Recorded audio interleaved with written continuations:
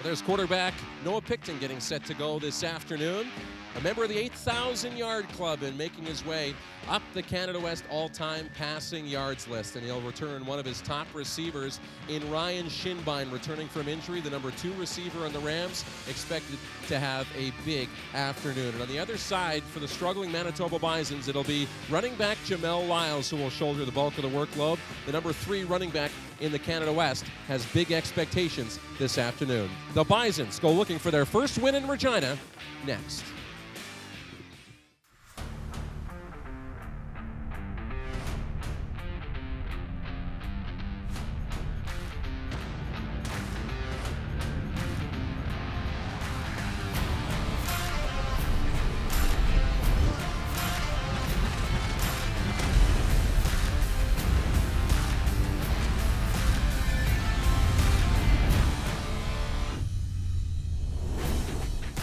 Well, the sun's starting to poke its way through the clouds here in Regina, and a great afternoon for football at New Mosaic Stadium as we welcome you inside for the Canada West Football Showcase, week number 4. I'm Darren Dupont, and we've got the Rams at 2-1 here at home, coming off a bit of a disappointing week, although it was a victory over the Alberta Golden Bears, and just one touchdown in the second half for Stephen Bryce's group, making the coach feel that it was more like a loss than a win. They were able to pull out the 28-18 win over the Alberta Golden Bears to improve to 2-1. Meanwhile, for the Manitoba Bisons, the struggles continued at home against the Calgary Dinos, allowing a mind-boggling 46 points in the opening half en route to that 76-17 loss to drop the Bisons to 0-3. That tough start of the season has them sitting in the Canada West basement. Meanwhile, the Rams are in the middle of a log jam with Saskatchewan and UBC trying to find their way to a home playoff berth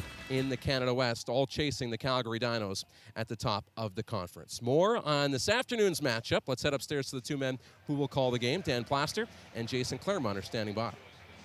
Thanks, Darren. Looking great as always. And what's looking great for the University of Regina Rams is usually the receiving core. You have Mitchell Picton, you have Mitch Thompson, who will be out today. And one of the players that has really stepped up this season in that receiving core is Kyle Mordcat. You know what, that was probably one of the names you would see at the top of the receiving list at the beginning of the season. He leads the team in receptions. He has 239 yards and 2 touchdowns.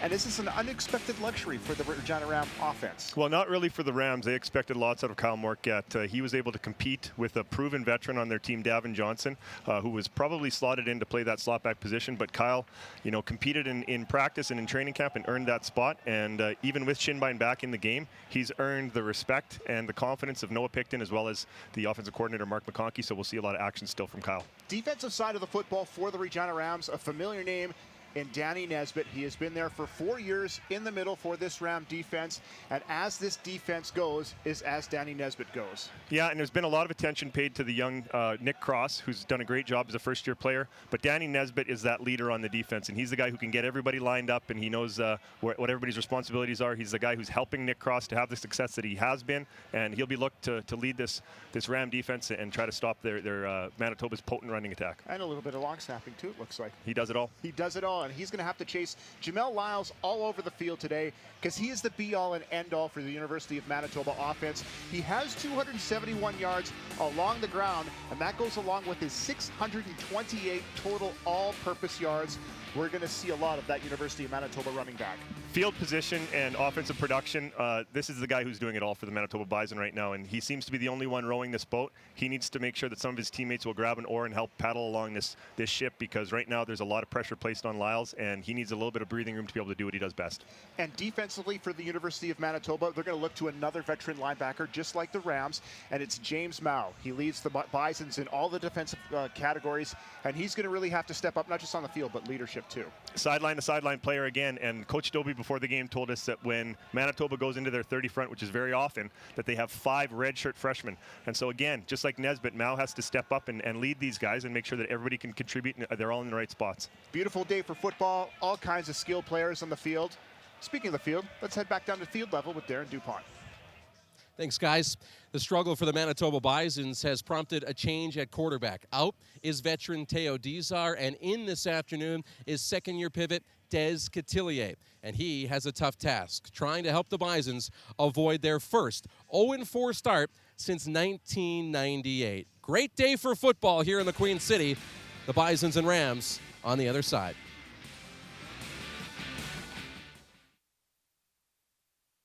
People say that to be successful in university, you must work hard. This is true. But to be successful in life, you'll need to know more than what's written in a textbook. You'll need to know how to adapt and to problem solve. You'll need to know how to work with all kinds of people, how to listen, and how to be a team player. To be truly successful in life, to find happiness, you need to find balance. Your future is about choices, and at the University of Manitoba, there are endless choices to explore. It's a place where you not only learn, but do. My professors have opened doors to so many experiences, like summer research jobs and leadership opportunities. These experiences are helping me achieve my dream of becoming a pediatrician. At the U of M, I'm pushing my limits to see how far I can go.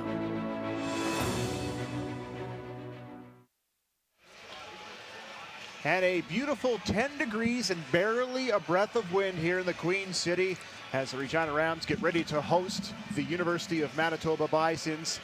And it's a great day for football, great day for a pair of quarterbacks. One we expected to see in number 4, Noah Picton, the second leading quarterback in the Canada West Conference, and taking the snaps for the University of Manitoba, a surprise, Des Cotillier entered in training camp, and he will get the start over Theo Dizar, and those are his stats from last year.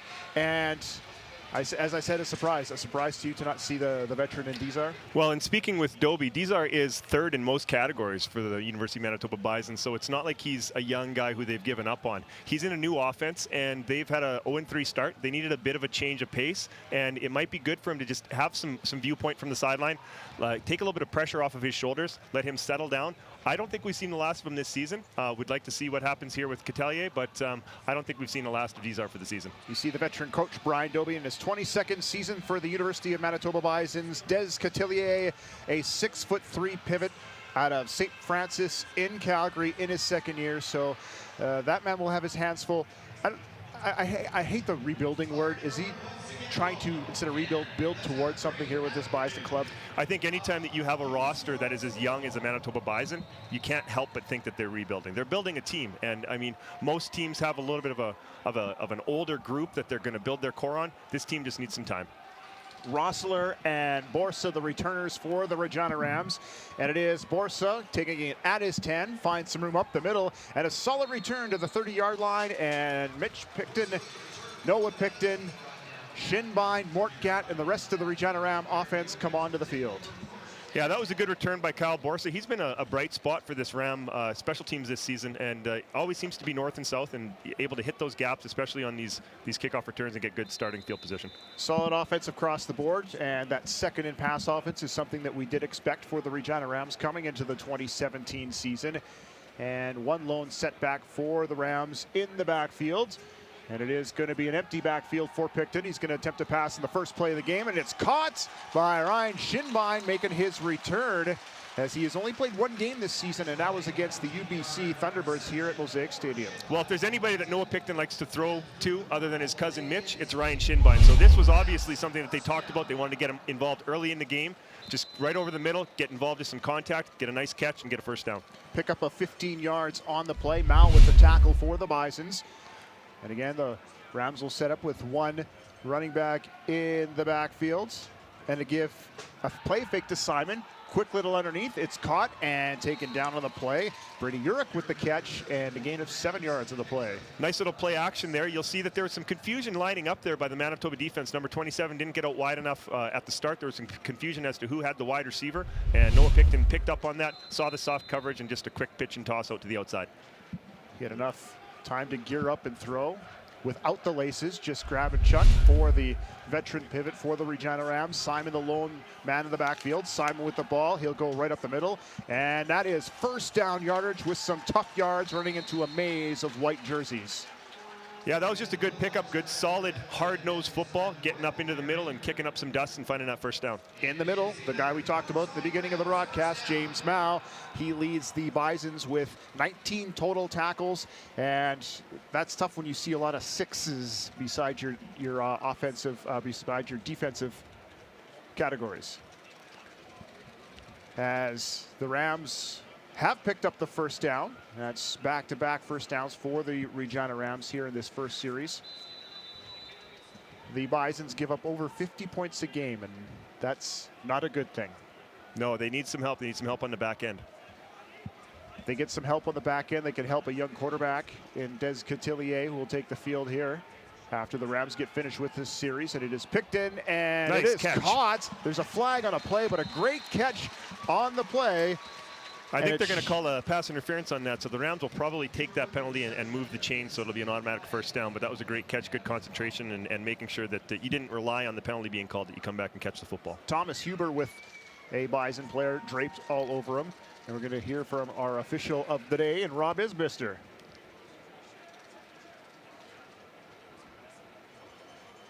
And it is pass interference. Let's see who it was on when we see the coverage there. All over on the play was Eric Plett, the veteran out of Dakota High School in Winnipeg. Too good a coverage, but a great catch, though. Great one-hander. Rams continue to move the football. The Rams are really confident in attacking in their passing game against these Manitoba Bison linebackers. They did a lot of research leading up to this week with their analytics and seeing that they're really well matched up on the inside, so we'll see a lot of inside passing plays this game. And it is Simon swinging to the right. Picton's going deep. He has a man, and it's just outside. Great coverage on the play by the University of Manitoba. As deep is Eric Plett after the pass interference. He has a good coverage play. I think we saw a little bit of hesitation from the receiver on that. There seemed to be two guys in the same spot, a little bit of miscommunication. I think that backside seam was supposed to get a little bit wider and run up the numbers, and so when we had the inside post, he was a little bit confused, slowed down a little bit because he saw a teammate right in the same vicinity. There's your defensive numbers. Sacks 4, third in the conference. Takeaways with 2, but their takeaway ratio is -7, so they have given up 9 turnovers on the offensive side of the football. That's Picton looking, heads up, he'll throw, and it is incomplete on the play. And he was looking for, looks like Davin Johnston on the reception. Yeah, he's got lots of confidence, obviously, in the passing game. There was a big gap there. When he rolled to his left, I thought he could have tucked that ball and ran and maybe picked up a first down. You'll see here as he escapes the pocket, he's got some running room, but so much confidence in his arm and his receivers that he just let that one go, and unfortunately, they didn't come up with the catch. So the Rams will have to punt. We'll see who is coming out and doing the duties for the Regina Rams. They have had a couple of different punters this season. Looks like Daniel Scraper back there to punt. So Scraper's back doing the punting as Keely Hines did it last week for the Rams. Scraper with a 33.5-yard average. He's going to try to angle this one out of bounds. There is returning the ball, all kinds of room for Lyles. He finds room on the right side. A flag comes down.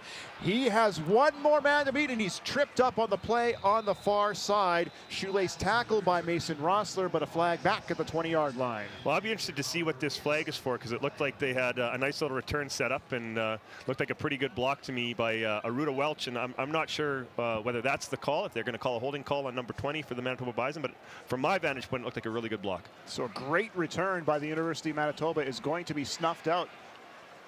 No, the penalty is against the Regina Rams, so all the way back it comes, and the first big play of the game comes from the feet. Face mask, number 9, Regina. 15-yard penalty at the end of the play. First down. So that might have been on that block that I was talking about where Welch, I think he had Nick Cross, and Cross just got his hands up in his face mask. So a big break for the University of Manitoba, and if it wasn't for that shoelace tackle, Scraper probably would have been able to knock him out of bounds, but a huge return for Lyles, a 15-yard face mask penalty against Nick Cross of the Regina Rams, and the Bison offense is in business. Des Cotillier, empty backfield, he'll throw to his right. It is complete and knocked out of bounds, and he will go straight to Jamel Lyles as he picks up the catch, and they're going super quick as Cotillier. Well, no, they're going to wants to get in a rhythm here, but if you look at the tail of the tape here, the scoring offense, similar again, bottom of the categories in most of these offensive categories, just like we saw in defense, and obviously Manitoba making a switch to try to turn that around. As they line the ball up back to the previous line of scrimmage, but now they will give him the, looks like the 6 yards on the reception for Lyles. 2 men in the backfield for the University of Manitoba. The give is to Lyles. He is stood up, spins off the tackle, picks up a couple of more yards. A flag flies on the play. That was just a great play by Lyles. They actually brought a slot back in to block the defensive end on the backside, the heel line player, and heel line player kind of just got free, came through, popped Lyles, and Lyles just spun off of it. And that was a penalty coming up on the University of Manitoba, and we saw that hurting the University of Alberta here last week. We have a man down on the Holding. play. Manitoba, number 55. 10-yard penalty, second down repeated. Penalty on the veteran left guard, Reed McMorris of the University of Manitoba, 6'6" out of Abbotsford. So some great movement by that Bison offense, nullified by a penalty. So here you see again that nice little spin move against Nick Cross. So 55 getting the hold on the veteran middle linebacker and Zach McEachran. That's tough when you're an offensive lineman and you're blocking one way and the running back spins to the other side. You kind of create a separation as a defender tries to peel back to the. And with the injury to Zach Moore on the field, we're going to head down to field level with Darren DuPont. Well, guys, for quarterback Des Cotillier, the Manitoba Bisons getting his first Canada West start, the second-year quarterback, replacing Teo Dizar. The fourth-year pivot had struggled for the Bisons throughout the first part of the season. Through 3 games, he leads the Canada West with 4 interceptions, coming off a year where he led the Canada West with 15 interceptions. And talking to head coach Brian Dobie, he talks about the struggle, picking up a new offense this season and just being lost. He said, for Dizar, he felt more like a rookie, and it was just time for a change. He said it might be for a series, it might be for a half, it might be for a game, but getting a chance to sit back and a fresh face, he's hoping will provide a spark to the struggling Bisons offense, guys. Thanks, Darren, and considering how well the Bisons have moved the football, blitz on Cotillier over the middle, caught, and no, it hits the ground. It went in and out of the arms of the intended receiver and Stefan Ugba. Yeah, I don't think he had possession of that ball, but it was a great defensive call by the University of Regina Rams. They brought a short side hammer blitz and had the safety cover up. It was cover 0. Obviously pressure. They're trying to pressure the young quarterback, see what he can do if he gets the ball out of his hands quick enough to the right spots. That might have been a catch. That was pretty close. But I think it would have been down by contact. Down by contact. So now a punt after a great return by Lyles and the 15 extra yards to put it into Ram territory. The Bisons are unable to cash in, so that will bring out the punter in Matt Riley. The lone returner for the Regina Rams is Borsa, who will do the bulk of the returning for both punts and kickoffs. And there you see Matt Riley with his 37.7 yard average. His longest punt is 51 yards, but the big key, 5 punts down within the 20-yard line. Yeah, punt placement is so important. It's not always about the yardage. If you outkick your coverage, it doesn't help you. So you want to make sure you have a good hang time and you're placing the punt, especially when you're on this side of the 50-yard line. Referees resetting things, and thus the delay. Now we're going to get a call from, well, they moved the ball back a few more yards. They did not get the original line of scrimmage set. So now we're ready to go here for the first punt of the day by the Bisons. Riley. Rams have everybody on that line except for the returner. They're going to send, see if they peel back. They do. Riley will angle it to the right. It's a high wobbling punt. Borsa ranges back. It hits out of bounds. That's a really good punt. Very good. That will make number 6 within the 20 for the punter and Matt Riley. He'll spot that one at the 12-yard line. He gets a thumbs up from Jamel Lyles. Good special teams so far for the Manitoba Bisons, and now a long field for Noah Picton after a solid first drive. Yeah, that's what you want against this potent Ram offense, is give them 100 yards to try to deal with. And that is what they need, so we'll see if this Bison defense, who bend but did not break in that first series. Simon, the set back to the right of Picton. It is a play fake to Simon, in underneath, caught, Shinbine, and he is taken to the ground after a pickup of the first down for the Regina Rams. Just easy pitch and catch. It's like we talked about earlier. That's that soft spot in the defense that the Rams are going to attack all game. They're going to try to slip a wide slot back into that vacated spot by those linebackers. They really like their success there. The defensive lineman Brock Gawanluk, a good pursuit guy. He's second on the Bisons in total tackles with 15.5, and he'll pick up another tackle in on that one for the Bisons. First down again for the Rams. Picton faces 4 rushers, and that is a good knockdown at the point of attack. We'll see who got his arm up with the man clapping his hands. Looks like Cole Adamson. Yeah, and Manitoba's going with their 40 front right now, so I don't know if Regina is calling the double tight formation in response to that, or if Manitoba's going with their 40 front in response to the double tight, but they're able to get a little bit of pressure and get their hands up and knock a ball down. Great work by Cole Adamson in his first year at a Winnipeg Oak Park on this young Bison defense. So second and 10 now for the Rams. It's Picton. He'll find his man. That's another first down on the play, and finally taken down. He fumbled the football, but it is Mitch Picton with his first catch of the day. Yeah, now it's just like the warm-ups before the game here. You know, Noah Picton just dropped back. He knew exactly where he was going to go with that ball the whole way. He threw it just before Mitch came out of his break, and just an easy pitch and catch. Great timing. Ram offensive line getting some help back in the lineup is Brian Robinson on the left tackle. He was out last week. He will line up beside Thomas Stanton at that left guard position, who got his first start at guard last week. So some nice stuff on the left side for the Rams, and some good protection for Picton. The give to Simon, and he will get smashed, and he is taken down on a great tackle by the Manitoba Bison's Houston Rennie. That was just great push by the entire Manitoba Bison defensive line. Everybody got into the backfield, and it was just kind of a tackle by committee. You'll see they just get a great push and just smother the ball carrier. And that was Gawanluk again, pairing with Rennie, who scraped down the side. And second and 9 for the Rams. Bison send the blitz. Picton gets rid of the ball. It's caught and brought down. A great tackle on the coverage play by Jaden McCoy to force the Rams to bring the punt team on the field. That was a big series for the Manitoba Bison to build some confidence for the rest of this game. They did a great job on the run play, stuffing the run, and then on this pass play, when they brought a bit of a blitz, they were able to suffocate the Rams offense. They dictated where Noah Picton was going to throw that ball, and they just swallowed it up. I think Urich was looking for a little bit of a rub, maybe a bit of a pick play, but he missed the man. Brings in Scraper to punt it away to Jamel Lyles, who had a fantastic return on his first return of the day.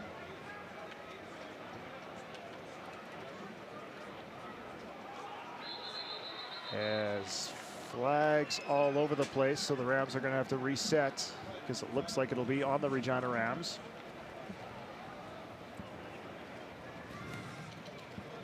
Illegal procedure, Regina, number 9. 5-yard penalty, third down repeated.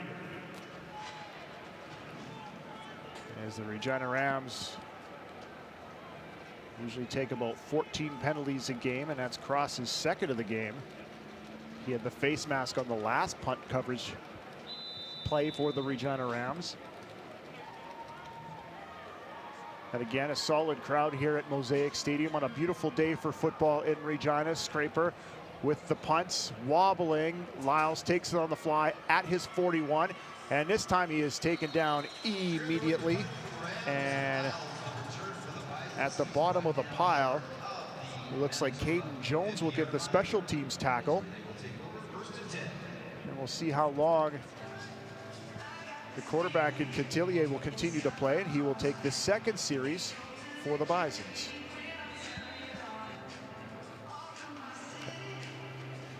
And not a great week for the University of Manitoba, but a lot of those points put up by a recent Calgary Dinos offense, as they led up 76 on home turf, and whistles again. No flags. And well, I guess we do have a flag, so it's going to be.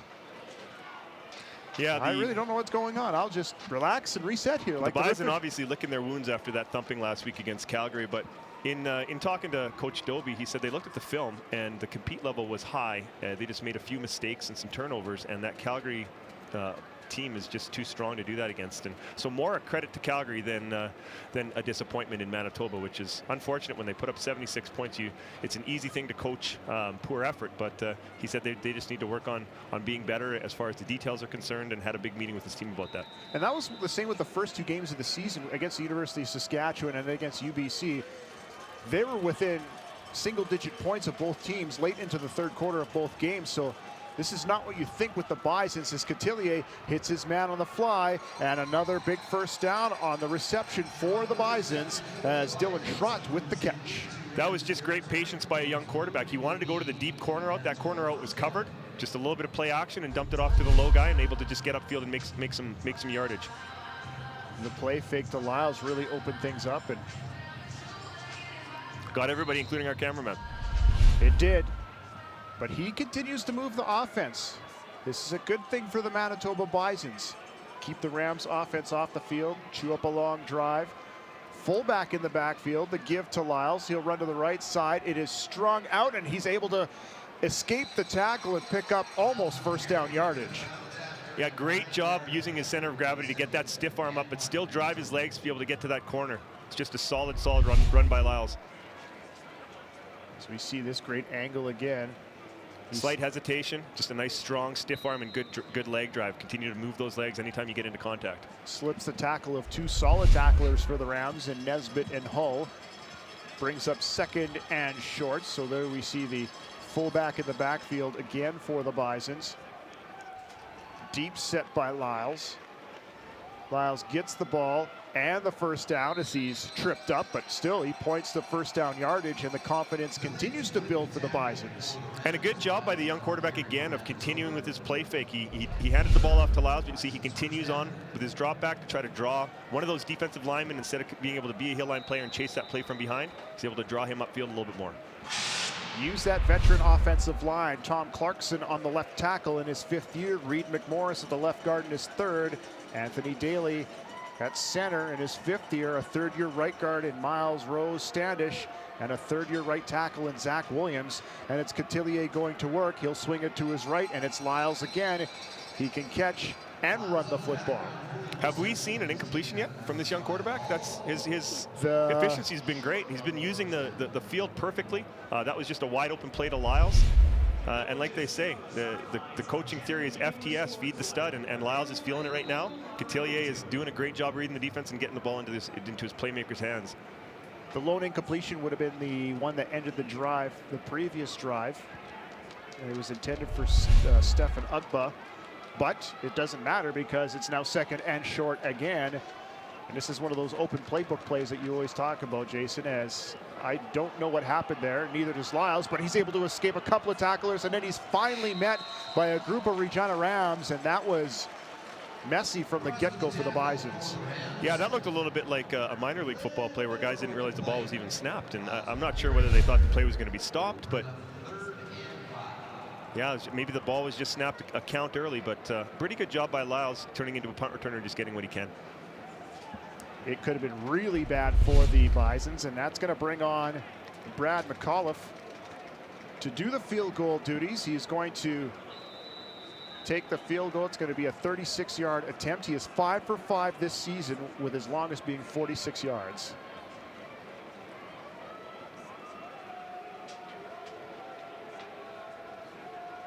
It is down, up, and he hammers it. It's wide. It's wide to the right. It's picked up and out and escaping a few tackles, and finally taken to the ground for the Regina Rams, as that was a return by the Rams' Polis Coco. Well, that's just too bad because the Bison really had something going there. It would have been nice for them to be able to put some points on the board and take advantage of that situation. 2 great drives by the Bison so far, as McAuliffe just drived it a little too hard to the right side. Coco's able to take it out, so that brings the ball out to the 20-yard line, and that does not please one Brian Doby. Well, he didn't kick any like that in warm-ups. He was putting them through really nice, actually.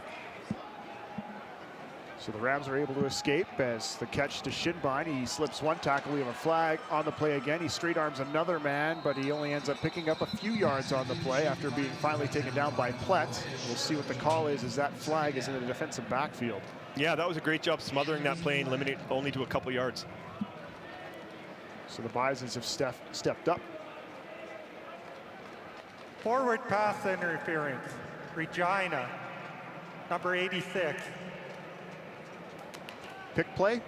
Yeah, possibly. I think they might have had a moving rub there against Kyle Mortgat. So Mortgat with the pass interference penalty. That'll set the Rams back in a auspicious start for this Ram offense. Yeah, they need to get something going. We'll see what the decision is for the Bisons, if they're going to accept or take 2nd and 7, and they're going to accept the ball, push it 10 yards further back, and it's going to be 1st and 20.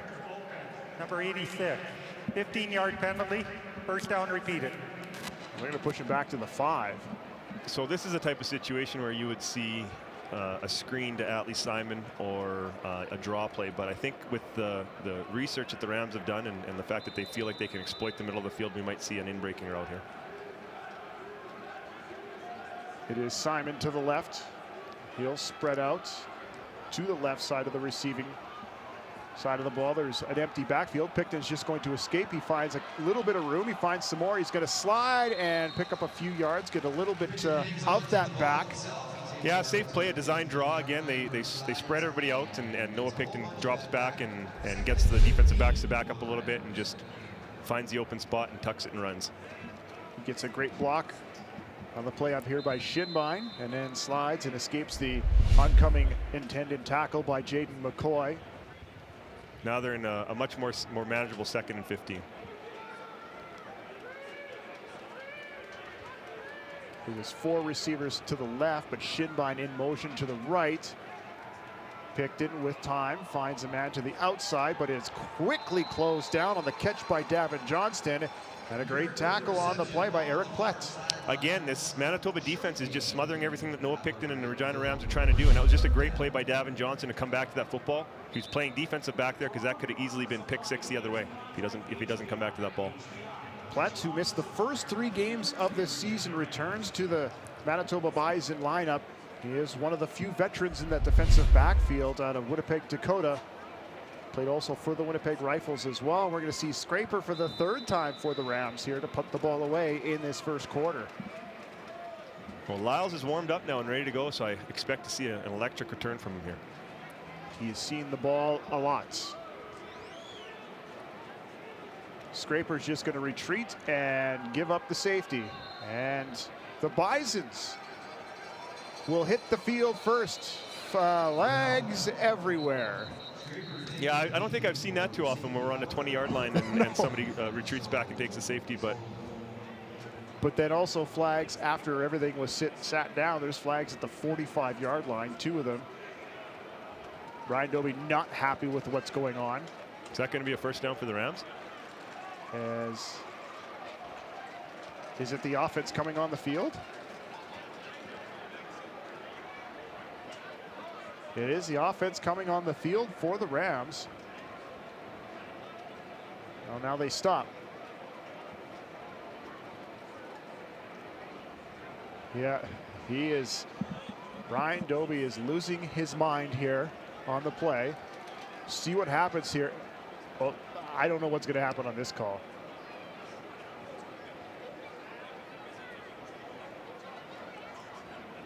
Well, folks, please don't read lips, because we'll see what comes out of his mouth. And he's not happy with what's going on. We'll see what the call is here by head official Rob Isbister. He's pointing to his, I don't know what that call is, but. Theory roughness. Manitoba after the play.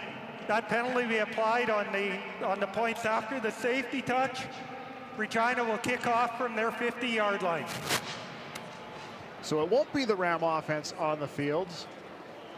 So I don't think he has that much more reason to be upset, as he's still going to get the football. He is going to get the football. That was just a strange series of events. A safety being given up from the 20-yard line, and then the ensuing 15-yard penalty.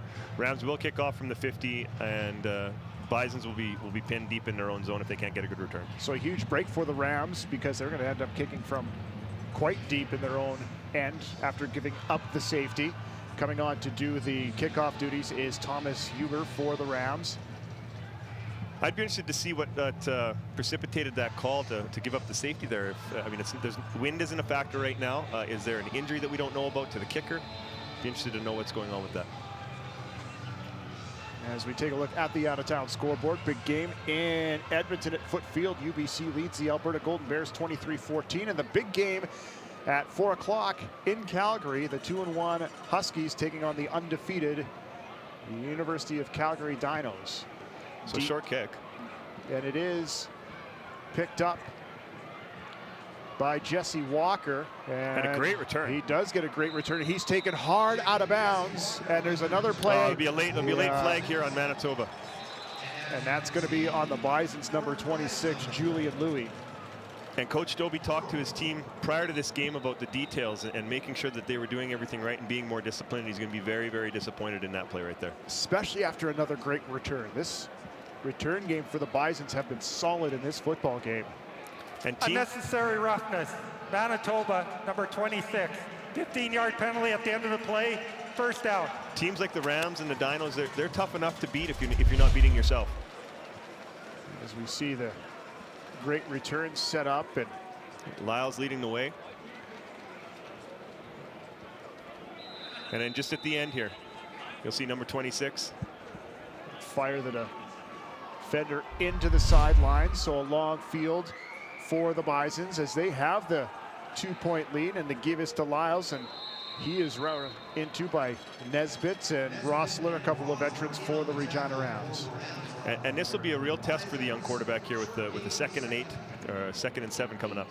He's had short fields in his first 2 possessions, and this is his first one on the Bison side of things. Deep in Bison territory. They're going to set up at the 22-yard line. Lyles again in the backfield. In motion is Shai Ross for the University of Manitoba. The Rams are going to send one. Cotillier throws, and it's a great caught. dart right there. Big catch for the Bisons, and they pick up a first down. Stefan Ugba, who's drilled at the end after he picks up first down yardage. That's a great job just standing back there, threading the needle in a situation when you absolutely need to make a play. Rossler with the stick and the tackle, and there is a Bison player who takes a knee, but he's just it's Lyles who's gonna take a couple of plays off. Nice form tackle, but a big first down, like you said. And a good job by the receiver coming back and making sure that he comes back to that football and secures it. So Cotillier looking sharp so far in his first start of the season, first game of the season for the Bisons. First game of his career. As he has the lone setback, and he will drop, looking, time, completed, and it looks like it's close to first down yardage again, and that is Riley Harrison, the veteran receiver. And he's got tons of time back there, and you can tell by his body language that he wants to go deep. He wants to try to find one of these deep receivers, but great patience. You can see his eyes are downfield, and he kind of just settles for that low route, but very, very smart decision by a young quarterback. Strong-armed as well. Harrison is the leading receiver for the University of Manitoba. He had 115 yards against the UBC Thunderbirds in week 1, 159 total. We may see him a lot of the targets for Cotillier, who will drop, and it's caught again, and again it is Harrison. Back-to-back catches for the Bison slot back. As the Bisons are really moving up the field as they started this drive just outside their 20-yard line. And good protection again. Confidence building for the winless Bisons here against the 2-1 Regina Rams at Mosaic Stadium. And there you see Riley Harrison in his second season out of Sisler in Winnipeg. As Cotillier, a smoking 6 of 7 out of the chute. And the right read again. Make it 7 of 8. Flags in the play, but it's first down for the Bisons. And it looks like a little bit hurt on the play. They're calling for the medic to come onto the field quickly. Looks like it's Christie down. Yeah, Alex Christie, the reserve running back. After picking up the first down, he went down and they asked for the trainers to come on to the field in a hurry. Well, they just ran him on a bit of a bubble screen. He's able to get his shoulder pads forward and north-south and run for that first down. But Illegal contact. Regina, number 37. 10-yard penalty, first down. Flags against the Rams, so that play is... So a bit of a bubble screen. He just gets his shoulder pads north and south. Tries to finish this run. Ooh. Not sure whether a leg got caught up under there after the fact. Or if it was the hit at the end that jarred his head back.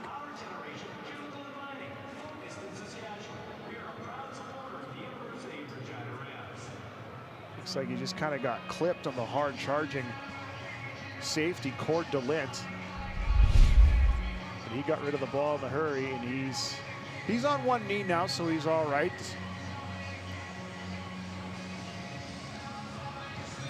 Helmet off, walking off. One of the other weapons for the Bisons out of the backfield. Christie has a couple of catches, and he has 9 rushes for 51 yards. So Cotillier will have first down at the Ram 50, driving this Bison offense here in this first quarter as time is ticking down in the first frame at Mosaic Stadium. The delay give to Lyles. Lots of room and close to a first down again. I really like what the Bison are doing with their play calls. They did a bit of a red offense there, meaning that they're going to bring their guys up to the line of scrimmage and then back off to see what defense the Rams show them. And then they did a delayed draw here. Almost like a Statue of Liberty. Well set up and well blocked by the Bisons on the play. So a good offensive play calling right now by Blair Atkinson, the offensive coordinator for the Bisons. And the play fake to Lyles. In underneath, spinning away from tackles is Schrott. And Schrott is finally dragged down after picking up a first down for the Bisons. And just a nice quick snap screen there. The Manitoba Bisons executed that perfectly. And we had a nice block on the outside by Ross. He flexes to everybody after the fact, but Schrott just comes back, makes the catch. You see Ross there pushing his guy right out of the screen. Quick first down. And you'll see they've got, as far as fullback is concerned, they've got number 57 Chambers, who's actually a backup center, add a little bit more beef into the backfield right now. Lathan Chambers out of Pearland, Texas in his first year. And he will lead that big hole for Lyles. And again, he is picking up 7 yards on almost every carry on first down. Yeah, they run a little bit of a counter here with Chambers going to the left and Lyles being able to pick up the draw and going to the right and just hitting it with some speed. So another great drive by this Manitoba Bison offense. So this will be the last play of the quarter. And really, Manitoba's dominated this entire first quarter. They have. And let's see what they can do on this final play. It's Cotillier. He has time. He has Still lots of forever. time. And he's going to throw it in the end zone, and it's just out of the reach of Ugba. He threw it into double coverage, and that's it. That's it for the first quarter of play, and a great quarter for Des Cotillier, the second-year quarterback for the University of Manitoba Bisons, as they lead the Rams 2-0 on the Canada West Football Showcase.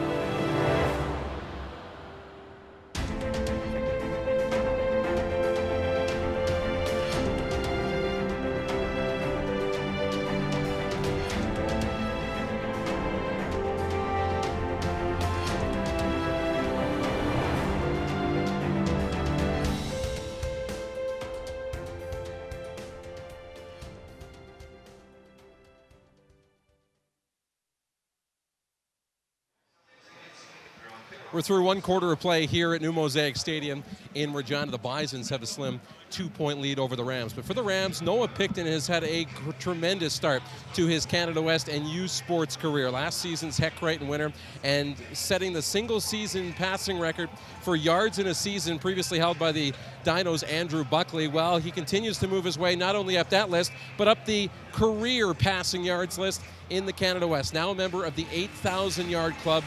8,375 yards through the first quarter of tonight's ball game. That leaves him 26 yards shy of Greg Vavra, the former Calgary Dino, for fourth place in the list, and he's within striking distance, potentially this afternoon, of the UBC Thunderbirds' Billy Green. Just 251 yards remaining to catch Green for number 3 in the all-time list. Of course, he's chasing down another former Regina Ram in Teal Orban, who sits number 1.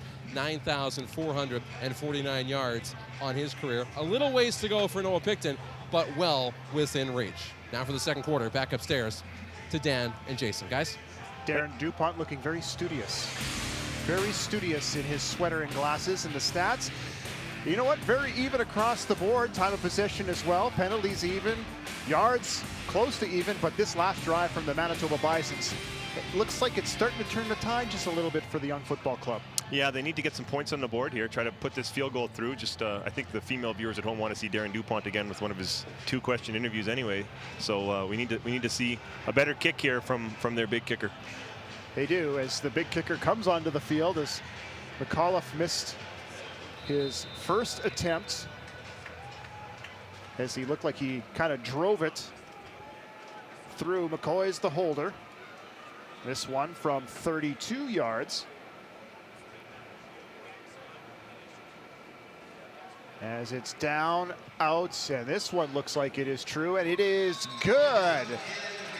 And that for the Bisons gives them the 5-0 lead, but still a lead nonetheless on this Rams football club. Absolutely, and they've earned it. You know, they've dominated that entire first quarter and are able to put 5 points on the board. And obviously, they'd like some more 6s in there, but take it one step at a time. Cord DeWitt almost got his arms on that one, and you see both quarterbacks here, and Brian Dobie, Teo Dizar, the veteran, who has started the first 3 games of the season, and there is the youngster giving the thumbs up. So we'll see what happens here. We'll see what happens with this Rams offense. They give to Simon, and he picks up some solid first down yardage. We may see more of that. Yeah, he's got about 5 yards there, so it's going to be second and manageable here for Noah Picton and his offense, and that's kind of what you need, kind of production you need on first down. Like you say a lot, it opens up that playbook, and for Atlee Simon, close to the 200-yard mark, and I think with these first 2 carries of the game, he will be at it right now. He had 191 yards coming into this football game. 2nd and 4. The give is to Simon again. He'll cut. It's strung, and he's taken down on a great play by the University of Manitoba's Houston Rennie. He gets that tackle and forces the 3rd down. And again, it's the same sort of thing that happened in the first quarter. That Manitoba defense just snuffed out any chance that the Rams had of building momentum. Houston Rennie did just grab the arm and drag down Atlee Simon. Again, one of the veterans on this Bison defense. But just a great job scraping across the formation there, following Atlee Simon, making sure he had his hips low and making a strong, solid tackle. Mao with the cleanup, and it's a Ram offensive lineman that is hurt. And slowly walking off the field for the Rams is number 68, Bowen Pasula. He was in his 2nd start at right guard. He started the first 2 games of the season at left guard. And we see Scraper on again to punt for the Rams.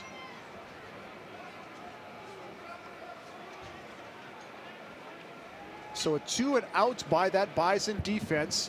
They're keeping their team in this game as the offense is starting to find its way. Scraper with a huge spiral punt, caught by Lyles, and he will be strung out and pushed out of bounds by the Ram coverage team at the 35-yard line. Good punt and good coverage on that play. Lyles was really limited to what he could get upfield, and he just steps out of bounds. And Cotillier gets the instructions from his offensive coordinator, and he will head out And start the second quarter, so he continues with the reins of this offense.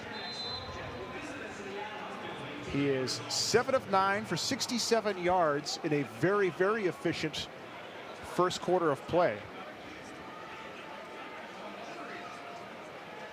Again, Simon the lone Lyles the lone setback. He'll run up to the tight end position. He'll set up a block. Long swing pass just over top and a little high, as the intended receiver on the play for the Bisons was Stefan Ugba. That was good arm strength trying to get that ball out to the flats. If you're going to miss that ball, you're going to miss it outside so that nobody else can get to it, and it's just good strength getting it out there.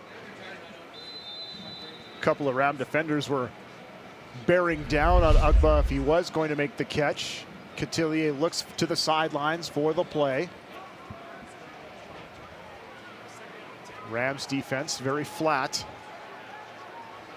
Now they'll spread it out as the man deep safety position, and there's whistles on the play, and the Rams were sending a blitz as there's flags everywhere again.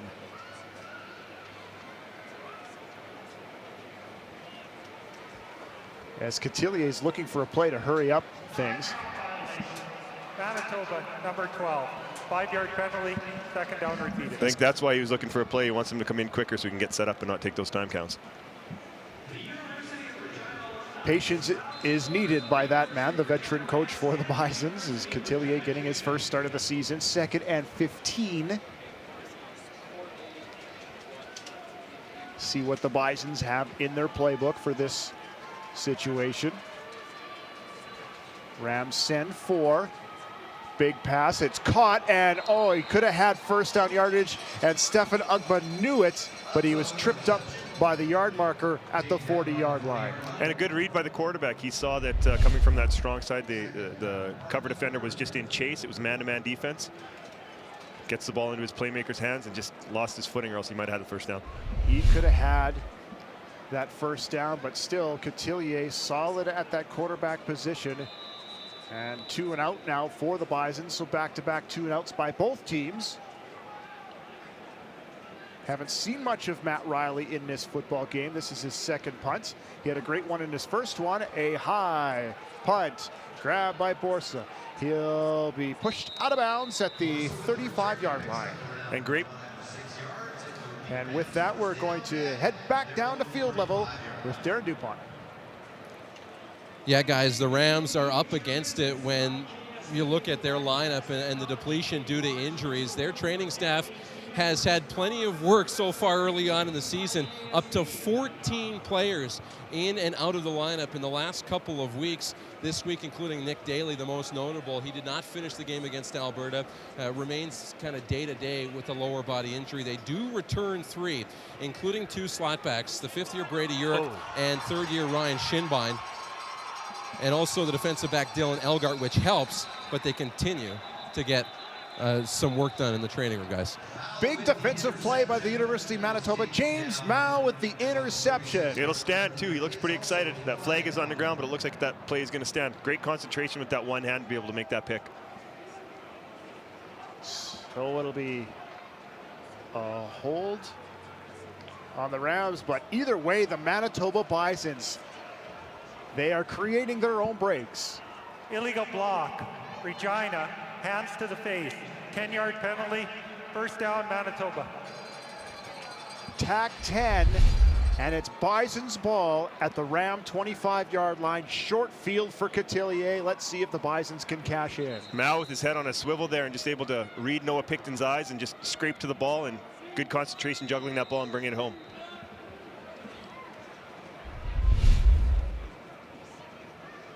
Cotillier slowly to the line, waiting for the broken chain again here at the.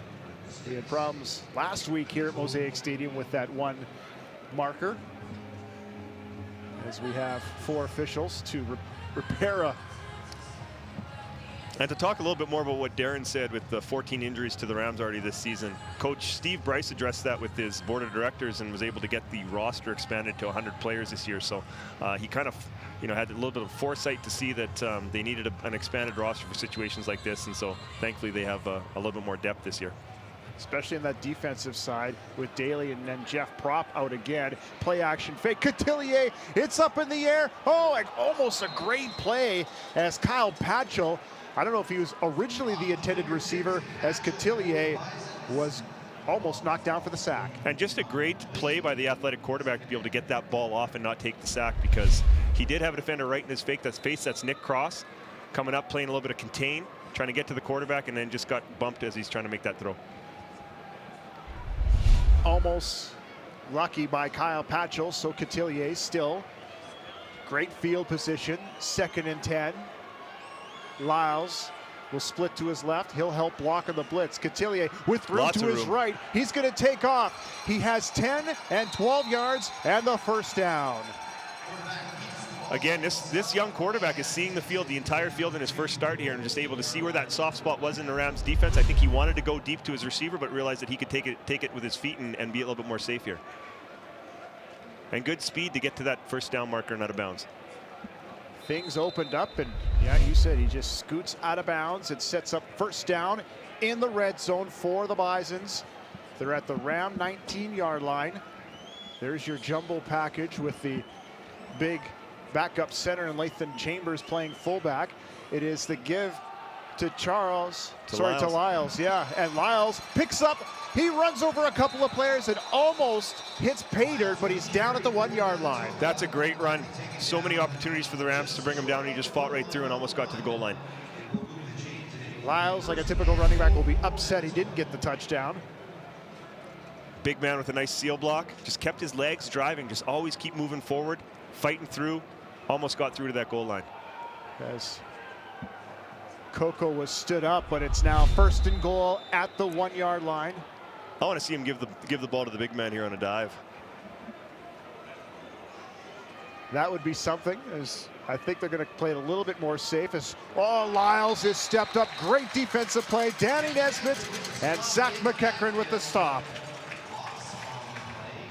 Yeah, in this type of situation, I think you want to be under center and try to jam the ball home, but Manitoba comes out in the shotgun and just gives Regina a little bit more time to close that gap and get through to the backfield. Great play by the 2 veteran linebackers for the Regina Rams. So the 1st and goal from the 1 is now 2nd and goal from the 4. Same package for the Bisons. Whistle is blown as we have a timeout by the Rams. Yeah, timeout Rams. What a great opportunity here for the Bisons if they get the touchdown to go up at least 12-0. Well, they just need to get some points out of this drive here. Capitalize on that turnover by Mal. Interested to see what the play call is here. They did still have big number 57 in the backfield at fullback. So you see Cotillier and Doby. Also, Teo Dizar in that huddle. They've been doing pretty good with getting the running back out into the perimeter and against that Rams defense and getting the ball into the hands of Lyles and Christie. Christie actually just left the game, so we won't be seeing him for a little while, but wouldn't be surprised to see them try to outflank the defense here with the running back.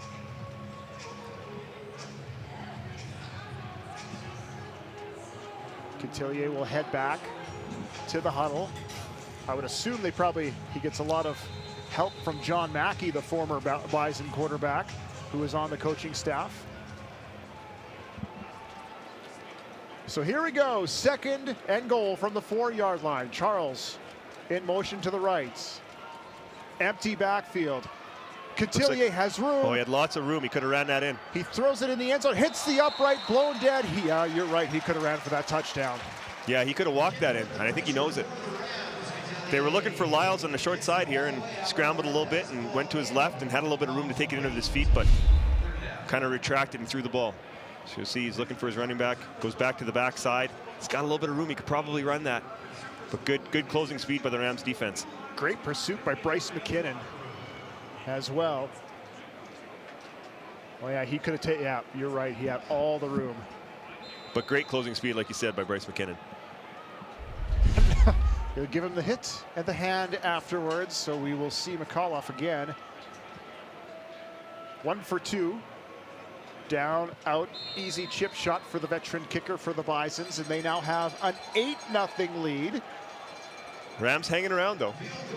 hanging around. You got to get 6s instead of 3s most often in those situations. And this potent Ram offense, if they come to life, they can eat up that 8-point lead in a hurry. You see Mikulov with all but 2 of the points, as the other one was a safety given up by the punter and scraper.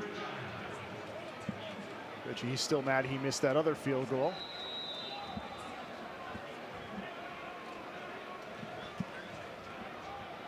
So let's see what Noah Picton and the Ram offense can do. 2 and out last time. It's the gift to Simon, and he will pick up 5 yards on the play. That's what he did last time as well. Yeah, they just run a stretch play to the field here. Atlee Simon following his big blockers and able to get 5 yards. Again, another second and manageable situation, but the Manitoba defense have been destroying the Rams on these 2nd and short. Rams were able to move the football a little bit early in the first quarter, but have been stifled by a solid effort by this Manitoba Bison defense. It is a 30 front for the Bisons. Shinbine rolling to his right. He's joined by Simon. Empty backfield, quickly out of the hands. Is that a first down catch on the play? Reaching it's really for it. close. It was a great closing by the defensive back to make that tackle and limit the carry here. Good spot for Shinbine. Let's see if he gets that first down as the sticks are all the way across the field. Good spot on the play. And they're just going to give it 3rd and inches. So the big package comes out for the University of Regina. Sam Varau, the fullback, will come onto the field. Great tackle by Weeks to force this 3rd and short. Great work by that defensive backfield for the Bison so far. Here comes the Ram big package, and they plow for an easy first down.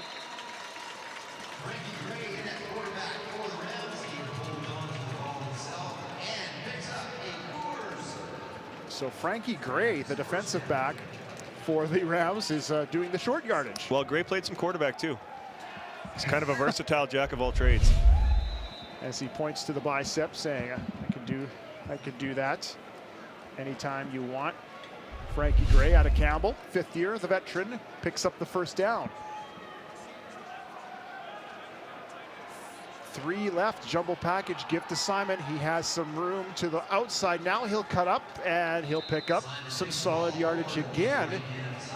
First down running by the Rams. Another 5-yard gain by the Ram rusher, but great team speed and pursuit. This Bison defense scrapes to that short side, limits all the lanes that Atlee Simon can try to exploit, and just smothers them with a team tackle. Led by Caleb Abraham for the Bisons. So Picton now has 2nd and 5.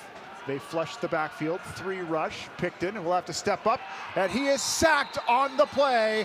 Derek Dufault with the takedown of the Ram quarterback. And I'm not sure whether that was a design draw for the quarterback or not, but he had his cousin Mitchell Picton breaking into the middle, and I think Picton was a little bit frustrated he didn't get the ball on this play. Pressure got to him maybe a little bit, or it might have been a design draw play, but they did have some big yardage downfield with Mitch Picton. Dufault with his first sack of the season for the Bisons, and that'll force the Rams to punt. Lyles, the lone man back, looking to pick up some yardage here for the Bisons. Scraper back in again. We've seen him a lot punting the ball away, as the Rams still have not hit the scoreboard, trailing 8-0 in a quick moving second quarter. High snap that Scraper is able to bring down, end over end punt. He's going to get a good bounce out of the play, and it kicks and just dribbles out of bounds at the 28-yard line. Yeah, not a ton of distance on that punt, but the net is okay because it was good placement. It did roll out of bounds, and they had a zero return on it. So after a short drive was snuffed out, Cotillier will come back onto the field for the Bisons, and he has had himself a solid first half.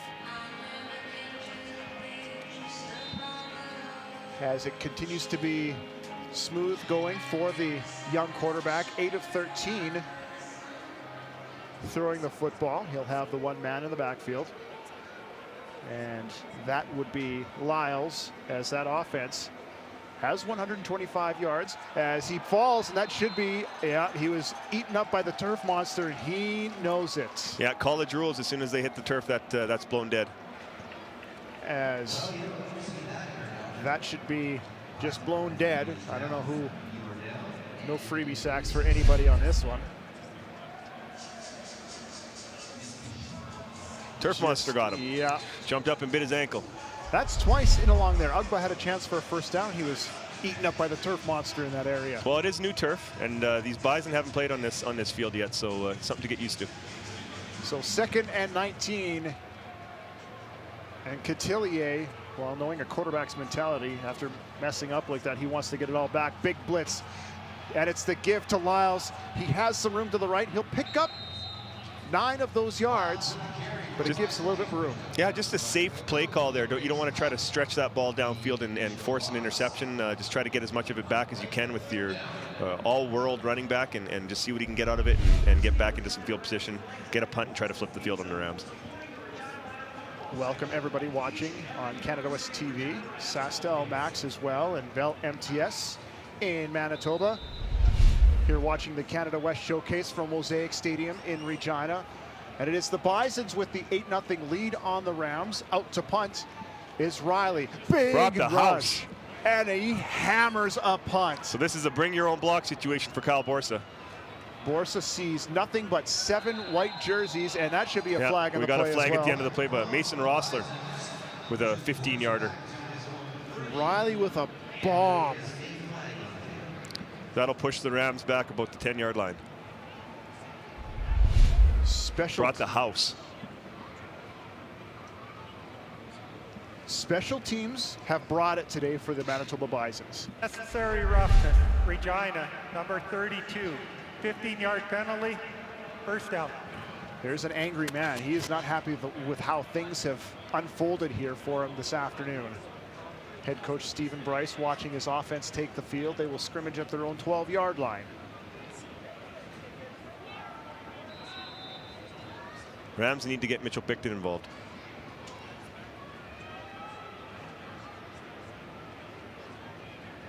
Noah Picton drops quick in and out of the hands. Caught, and nice first down yardage for Thomas Huber on the catch. So a 6-yard pickup for the University of Regina. As the last time they were pinned this deep and had to punt, they gave up the safety from their own 20-yard line. That was early in that first quarter. Rams with 72 yards offense up to this point, or up to that catch. Quick in and out, and there's your first down yardage. Maybe they found something there, as that's Mitch Picton with the catch.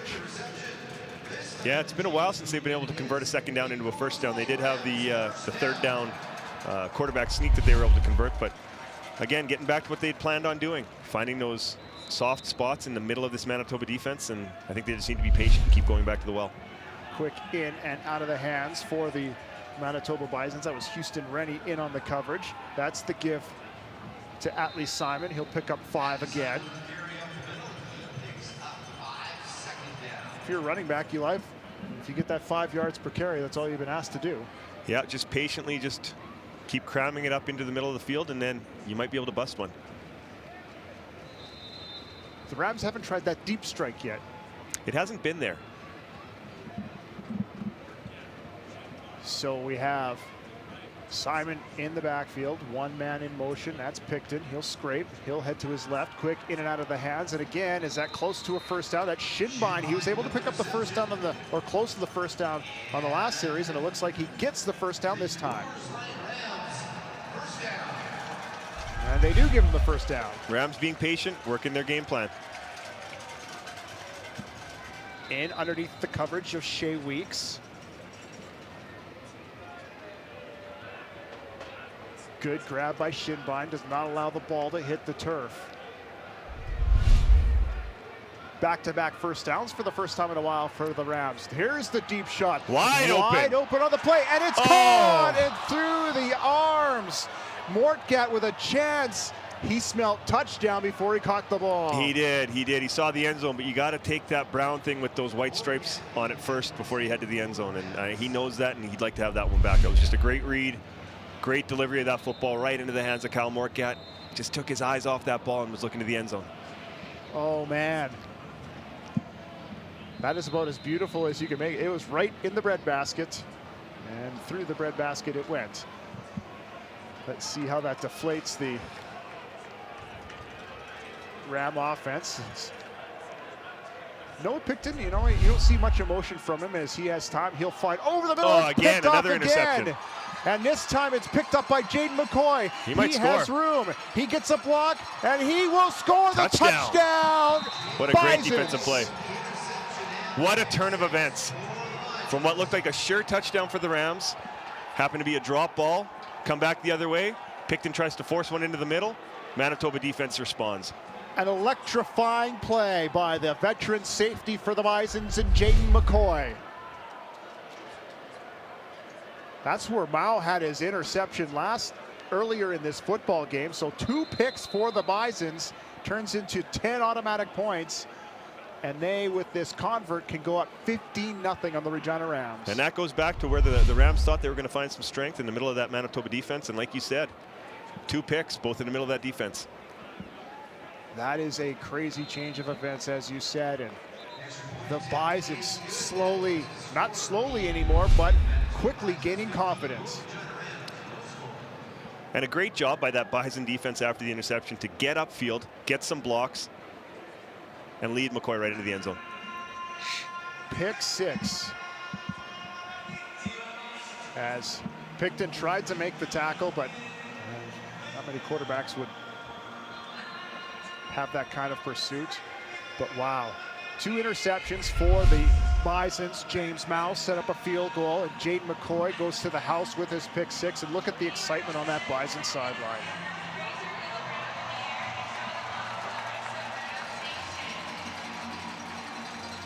As the number 6 team in the country, the University of Regina, looking to go 3-1. The Bisons looking for their first win of the season, looking to get off the schneid at 0-3 coming in, but that's the big one. 2 turnovers by the Rams. And a very frustrated Brian Dobie has calmed down a little bit. Yes, that would. He's asked his team to respond, and they have. And it's their defense leading the way. A defense that has given up an average of 50 points a game. So far, pitching the shutout. Long driving kick. Borsa at his 4. He'll run to his right. He'll find the 20. He'll avoid a few tackles. He has some room. Can he get to the outside? But a great return for the Regina Rams as they'll have decent field position at their 32. Yeah, that was a great return by Kyle Borsa. They needed a big play there, but Manitoba Bisons, number 2, Rennie, just a solid play on special teams to be able to defend that entire field side and make sure that Borsa cuts back in and makes the tackle. The Rams have seen a lot of their side of the field. It's been a long time since have they been on the Bison side of center? It's been a while. If not, it has been a while. There's the give to Simon, and he breaks a couple of tackles, and he'll jump for a gain of 8 or 9. Yeah, he's got about 8 yards there, so it'll be 2nd and 2. First down plays haven't been the problem. They haven't.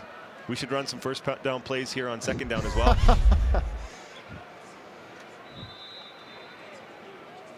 They bring in the fullback to play that tight end position. To the right, that's Varao, who got a touchdown last week, picking up a Simon fumble at the 1-yard line. Simon will hit a wall. Is that close to first down? It's close, but I don't think they got it. I think we'll see Frankie Gray in the short yardage offense come out again.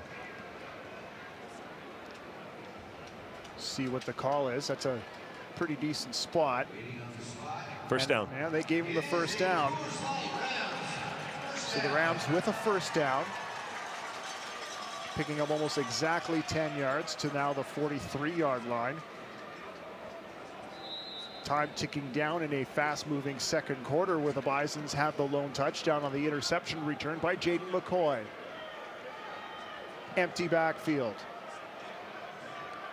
Picton Three-man rush. Now he'll go over the top. He Back has his to man Morcat. open, and It's a caught! catch. What a great catch. Great concentration.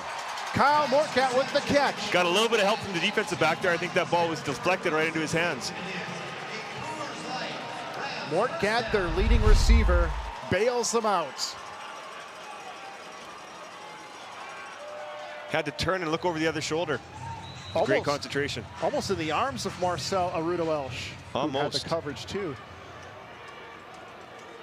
Kind of bounced between the two of them and landed in Morcat's gut. So a good play for the Rams. Whistle blows as the Bisons were ready to send the house. Flags everywhere as everybody confirms here.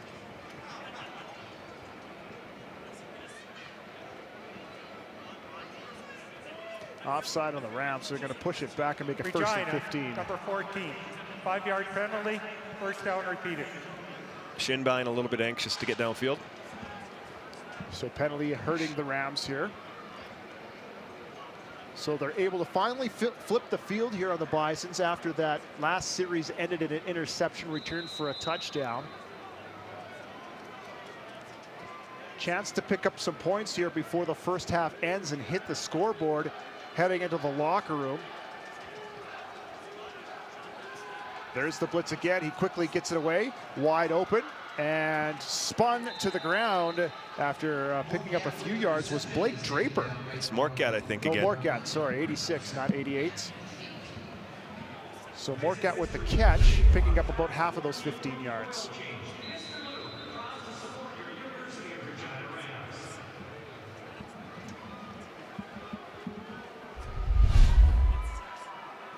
Second and 7 now for the Rams. 4 wide left. Simon flushes in underneath, caught, and that is first down for the Rams. Thomas Huber with the catch. That was a great read, right into the teeth of the blitz. Manitoba brought pressure from that side. We just ran a quick under route here. Noah picks it up, delivers the ball right into the soft spot. Huber's a man we haven't called much this season. He has a couple of catches in this football game. Now at the 18-yard line, this is the deepest the Rams have This is the time where you typically see them go to Mitch Picton too. Usually he catches those in the end zone. And Picton with time, they will go to the end zone, and it's up in the air. Intercepted. And it's picked. Intercepted McCoy by, again. Oh man, McCoy snuffs out that drive. Third interception of the half. Tough start for Noah Picton. As Jaden McCoy with 2 interceptions, one ended up in the Rams end zone, and this one started and ended in the Bisons end zone. Great play. Way to go get the ball at its highest point. He keeps playing like that, he's going to get the defensive player of the game. And I think, what is that? Does that earn Darren DuPont's sweater? Is he giving that thing away today? He should. It was nice of Brian Dobie to lend it to him. All he needs is elbow patches and a pipe. See what the Bisons can do late here in the half. They give it to the left side as Lyles picks up a few yards on the play. 2nd and 6 with time in under 1 minute left here in the half, and that's the big mark right there. 3 turnovers. And the Bisons would be happy to take a 15-point lead into halftime here, so they're preaching ball security right now. I don't think we'll see any risky plays. I think we'll just see one last look at this pick. Climbed a ladder, went up and got it. Huge play.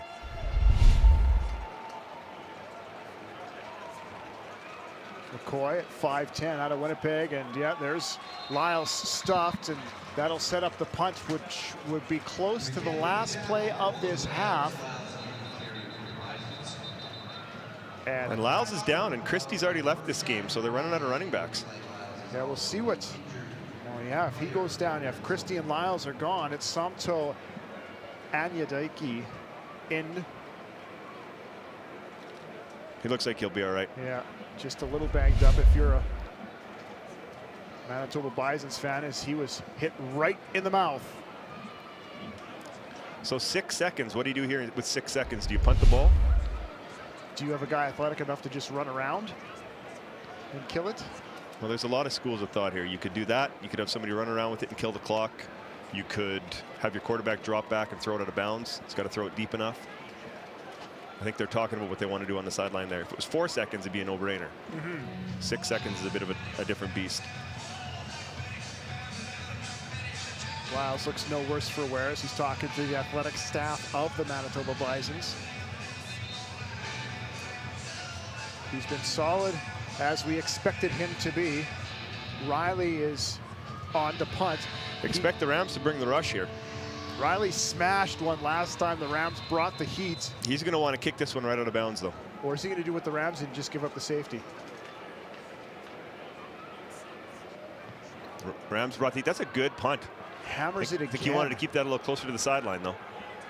Let's see what we got for Borsa. He's going to cut it back again, and he has 3 Bisons in on the play, and he will lay the hammer at the end. But that is the last play of this first half. And is this something that you expected coming into this game?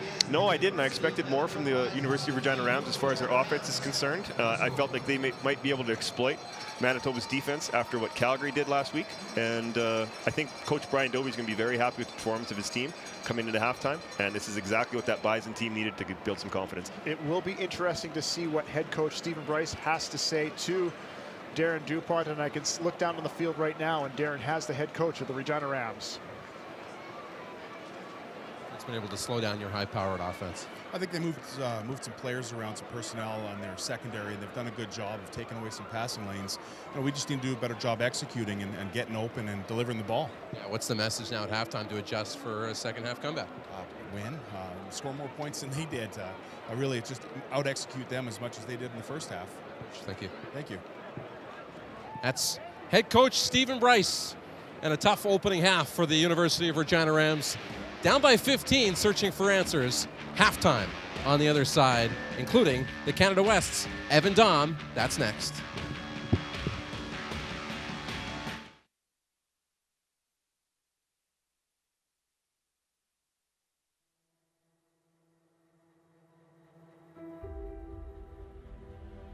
My name is Nicholas Cross. I'm on the Regina Rams, number 9, and I play linebacker. Well, I guess I started playing football when I was about 10 years old. Played RMF all the way up until grade 9, and then I joined the Boulder Golden Suns for 3 years and won 3 consecutive provincial championships with them. I've played Team Canada 3 times. I went to China to play in the World Junior Championships, and then just joined the Rams this past fall. And it's been fun. That's my football experience, and to be a rookie, to start since 08, it was pretty surprising. But it's just football for me. Rams sent for play action, and down goes Mayer, and it's a sack. Nick Cross. Yeah, that's a tough spot for a young quarterback to be in. I've had a lot of chemistry with a lot of the guys on the team, especially Nick Daly down on D-line. That dude's really a good Wolverine down there. He plays really hard, and it's easy to play with him because I've been with him for so long.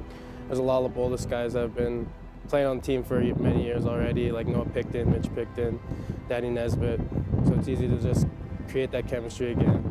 Nick was one of our top prospects in recruiting this last year. We were very happy to get him, and he was one of the top ranked players in the country on the CFC 100, ranked by coaches across the country.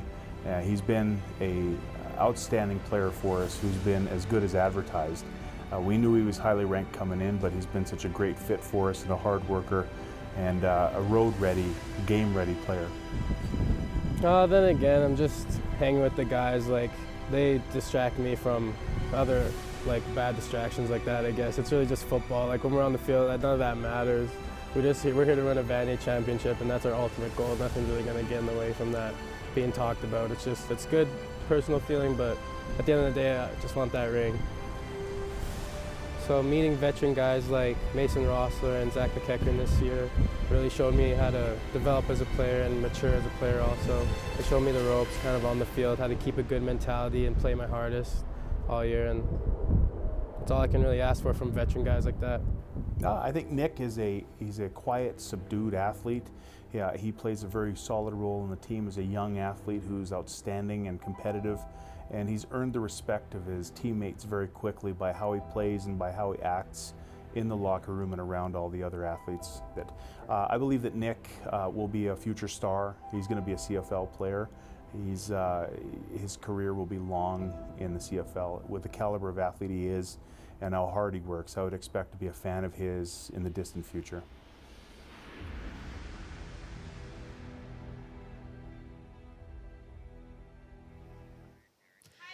Nick Cross, your Week 1 Canada West Defensive Player of the Week, the first-year linebacker out of Leopoldus. Now, let's take a look at the Canada West Week 3 Players of the Week.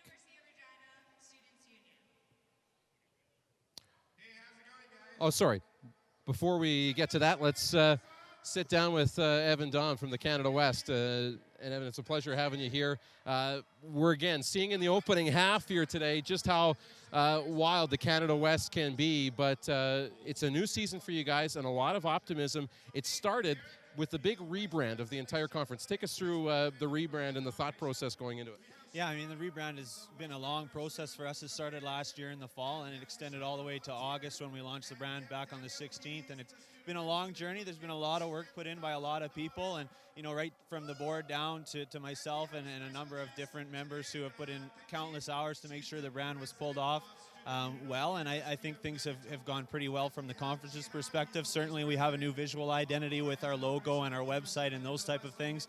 But also there's been a lot of behind the scenes stuff that people might not notice quite as much. The new Canada West TV would be the big sort of premier component of the rebrand that we've been really proud of and really happy with so far this season. Yeah, the new Canada West TV giving fans an opportunity to really get access to the conference that we haven't seen.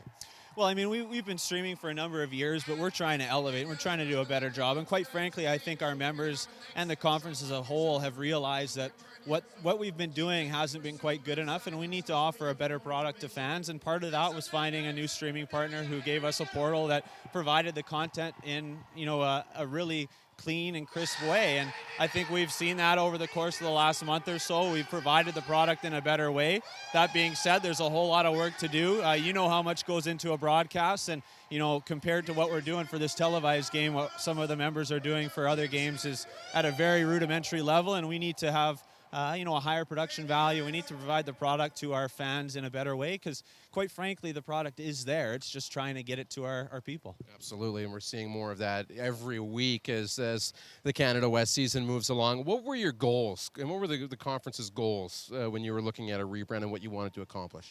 Well, I mean, people think of a rebrand, they think of a new logo. A logo is one component of the brand, and certainly I think fundamentally our brand is there. I think we have a good product. We have student athletes who do exceptional things on the field. We have student athletes who do exceptional things in the community, both when they're in school and when they go on to become professionals. So part of the rebrand was certainly the visual side of it, but the storytelling and the messaging and trying to make sure that our student athletes are showcased in the way that they should be. And we're seeing the student body buy in. We're seeing the community's buy in. Over 9,000 showing up at UBC for the Thunderbird homecoming game a week ago. Just where is that level of support at right now across the Canada West? I'd like to say that the rebrand got 9,500 people out to UBC last weekend, but I know that's not the case. I mean, certainly that's part of the polish and professionalism that we need to have as a conference is some of the things we did with the rebrand. But in terms of what some of the members are doing, they're doing exceptional things on their campuses with their student unions, certainly, and getting their student athletes more engaged in the student population. I think UBC has done a tremendous job the last several years with their football program. Winning a Vanier Cup certainly helps that, but the homecoming work that they did last weekend is the continuation of a lot of work that they've been doing the last several years. I know their event staff and their communication staff and a new athletic director there has put a big emphasis on student experience and getting people in the stands, and we saw the fruits of that labor last weekend, and hopefully next year they get 10,000. And we've seen some new partners for you to work with, new athletic directors and chief athletic officers, especially here in Saskatchewan.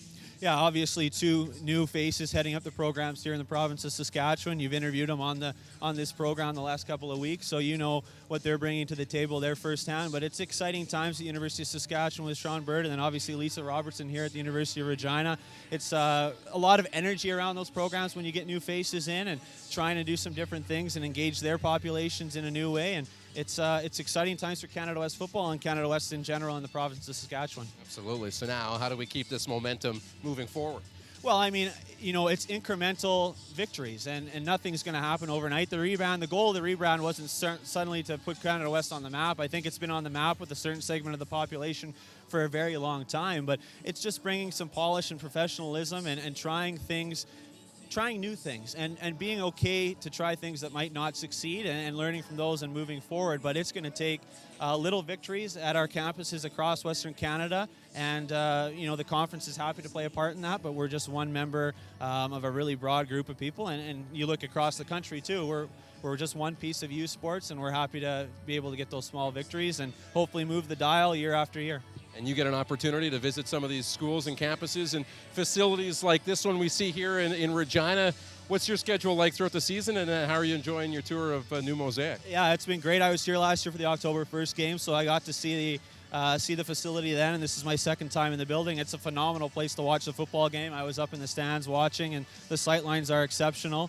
You know, it's been really great with respect to having the Rams here and having them be a part of this facility. And it's always fun to get out to a Canada West football game or a Canada West hockey game, and I'll be touring around this fall, and I'll certainly be, you know, touring around in the second semester as well with our championship seasons. Awesome, Evan. Real pleasure having you on today. Wish you all the best. Thanks, Darren. Anytime. All right, there's Evan Dom from the Canada West, and now we get to visit back to the top performers from Week 3 in the Canada West.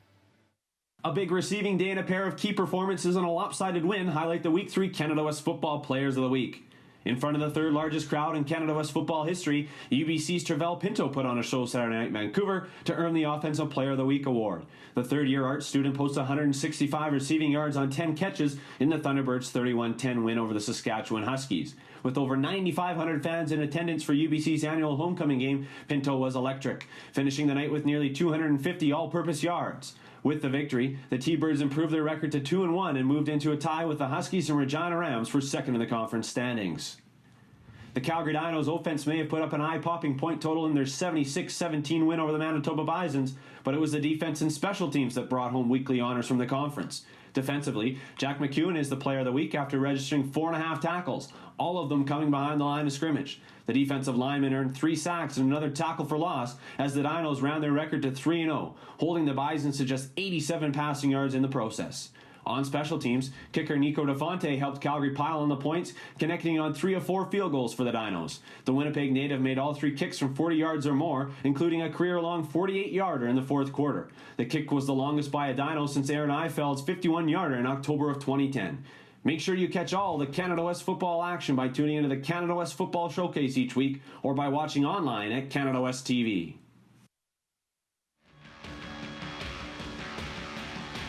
It's the Thunderbirds with a 20-point lead over Alberta. 250 yards and a touchdown for Michael O'Connor for Alberta. It's been a great day for Ed Elnicki. 196 yards on the ground and 3 touchdowns. Unfortunately, they find themselves behind around 8 minutes to play in the fourth quarter. And coming up a little bit later on, 4 p.m. kickoff, the 2-1 Huskies are in Calgary for homecoming day against the Calgary Dinos. So we've got a big second half on the way next. A 15-point Bison lead. Jason and Dan on the other side from Regina. Your future is about choices, and at the University of Manitoba, there are endless choices to explore. It's a place where you not only learn, but do. My professors have opened doors to so many experiences, like summer research jobs and leadership opportunities. These experiences are helping me achieve my dream of becoming a pediatrician. At the U of M, I'm pushing my limits to see how far I can go.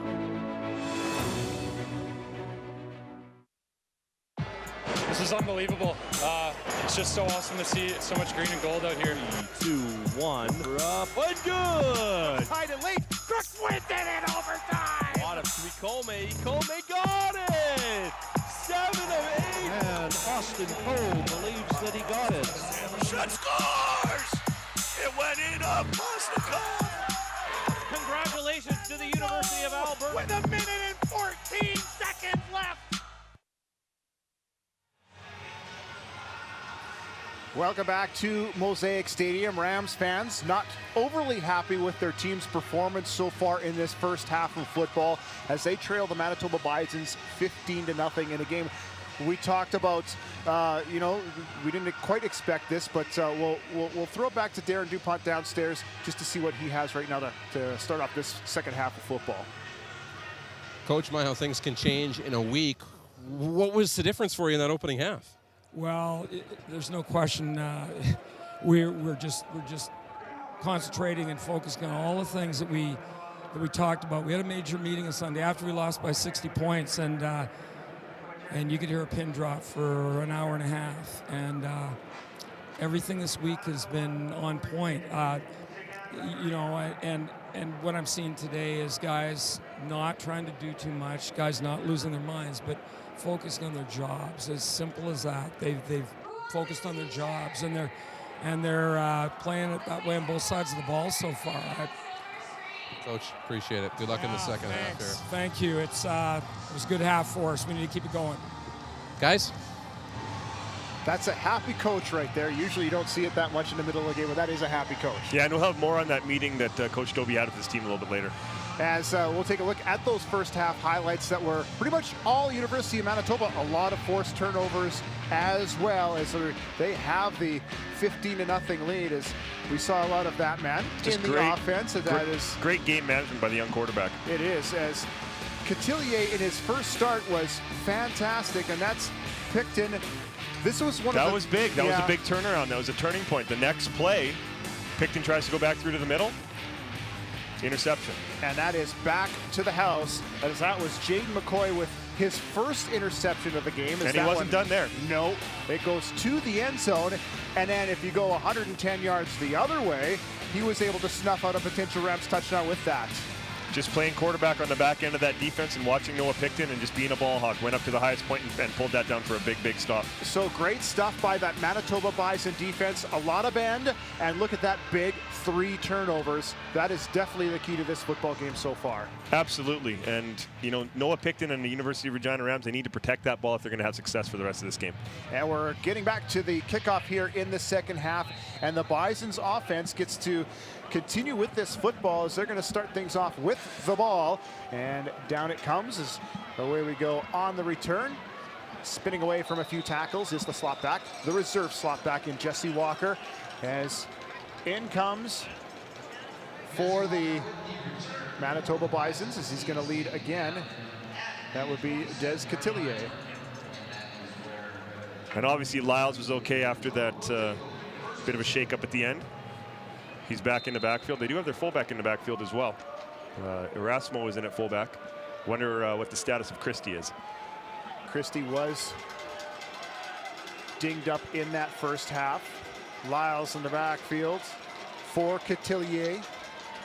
Seeing his first action of the season, the give to Lyles, and he almost gets a first down. This was yards on first down were a problem for this Ram defense.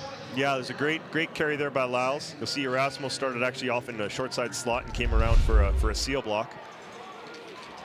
Right out of your screen there, good block. Gives him a little bit extra room, gets upfield and gets about 8 yards. McEachern with the tackle on the play, but second and short now for the Bisons. It is Lyles again in the backfield. The give to Lyles. He is met by a group of Rams. That's going to be short of the first down. Interesting decision now for the head coach, Brian Dobie. See how many yards Lyles did get on that play. Well, they just ran the same play to the other side, the exact same carbon copy of the last play that they ran. They got 8. Brought Erasmus through for a seal block. Stuffed by Nesbitt. Stuffed by Nesbitt, just like you said. We had him in the opening, said we're going to need a big game from him. He's going to need to have a big half here to get this Rams team back in the game. A huge 2-and-out by that Ram defense to give the ball into the Ram offense that has had its problems turning the ball over in the first half. Borsa, the lone man back. Matt Riley, who has killed the ball so far in this football game. He has, but it looks like Borsa's a little bit further back than he started in the first half, so they might have made an adjustment there. 48.5 yards, a punt for the veteran punter. Down it comes. There's some room again for Borsa. He finds the seam. Well, if it would have kept up field, he probably would have picked up a few more yards than that, but he's taken down at the 42-yard line. So decent field position for the Ram offense. Good punt placement, good coverage. Rams need to start here hot. Riley's definitely done his job today for the Bison special teams, who have been very good today. Picton with 3 interceptions, Mal with 1, McCoy with 2.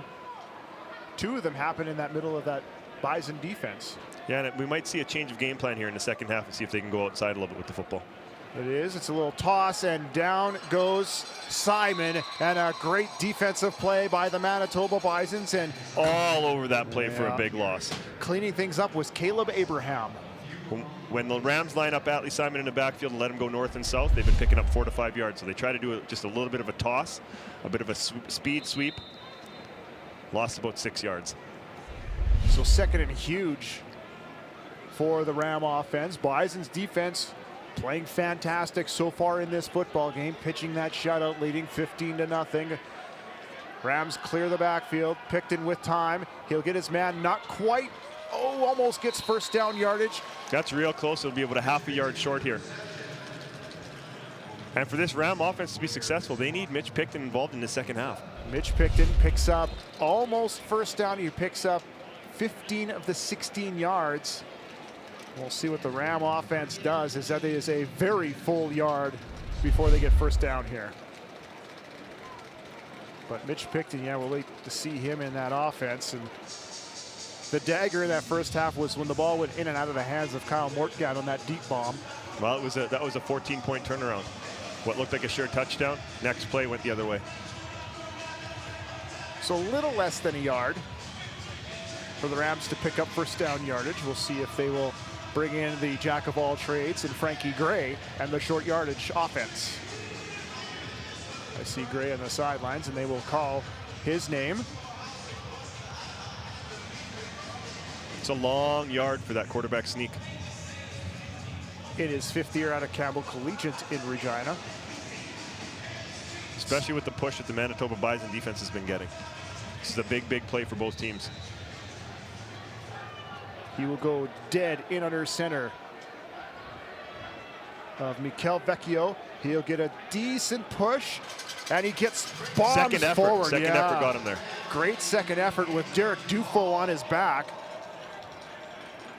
Picked up about 2 on that play. Great effort by Frankie Gray to pick up the first down.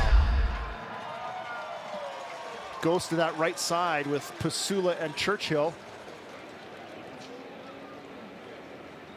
Crashes forward with help, so a big first down for the Regina Rams in their first offensive series of this half. Right at midfield, Noah Picton, 14 of 21 for 148, but the 3 interceptions is the big number, the give to Simon. He has some room to the outside. He makes another move, cuts up field, and he will pick up almost the first down as he falls forward for 8 yards. Again, north and south, about an 8-yard pickup, gets him into second and manageable. That opens up this playbook. This has been the second down has been the bread and butter of the Manitoba defense, though. What should be something that the Rams salivate at has been the strength of the Manitoba defense.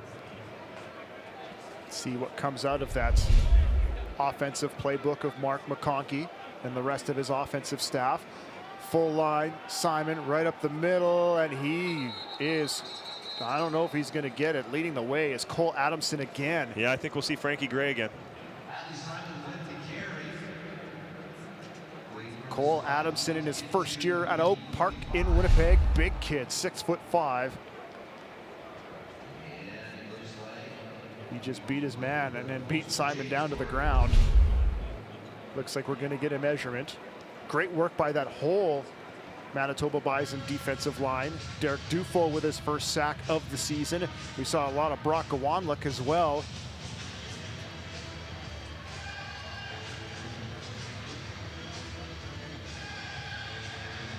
And I don't know if that's a first down. Third down by a hair.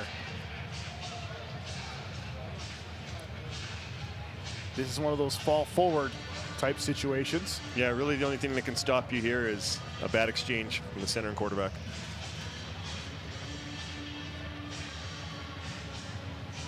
So we'll see Gray back on for the 3rd time here for short yardage situation. He was able to pick up a first down on the first 2, including just a few moments ago. He'll plow forward right in behind Vecchio, and that's a couple of yards on the play. So the Rams using every down so far in this offensive drive. Nickel and diamond their way down the field.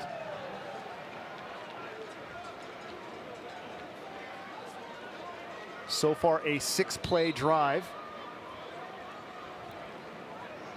that he's used up a lot of the clock. This is one of those, if you're the Ram defense, you love it because you get to sit on your hat for a while. Big blitz with time. Lots of time. Picton, and he gets eaten by the turf monster, and he gets clobbered on the way down. He did. That's a late flag. Yeah, that was... Yeah, Picton is just going to... That was Mao. Picton got kind of bit by the turf monster and stumbled, and Mao came in at the end, put a shoulder in his back. The ref thought about not throwing the flag, but it did come out at the end. We saw that happen to Cotillier. Well... It was head-to-head. Yeah, he led with the head. First down. And you could tell he tried not to by adjusting his body. But Mao, who's had himself a great game with one of the interceptions, yeah, he'll eat that one, the veteran linebacker. But there's no point in even making contact because the rules in Canadian University football, as soon as a player is down, they're down. They don't have to be touched. So the Rams keep moving the football. Now a 7-play drive.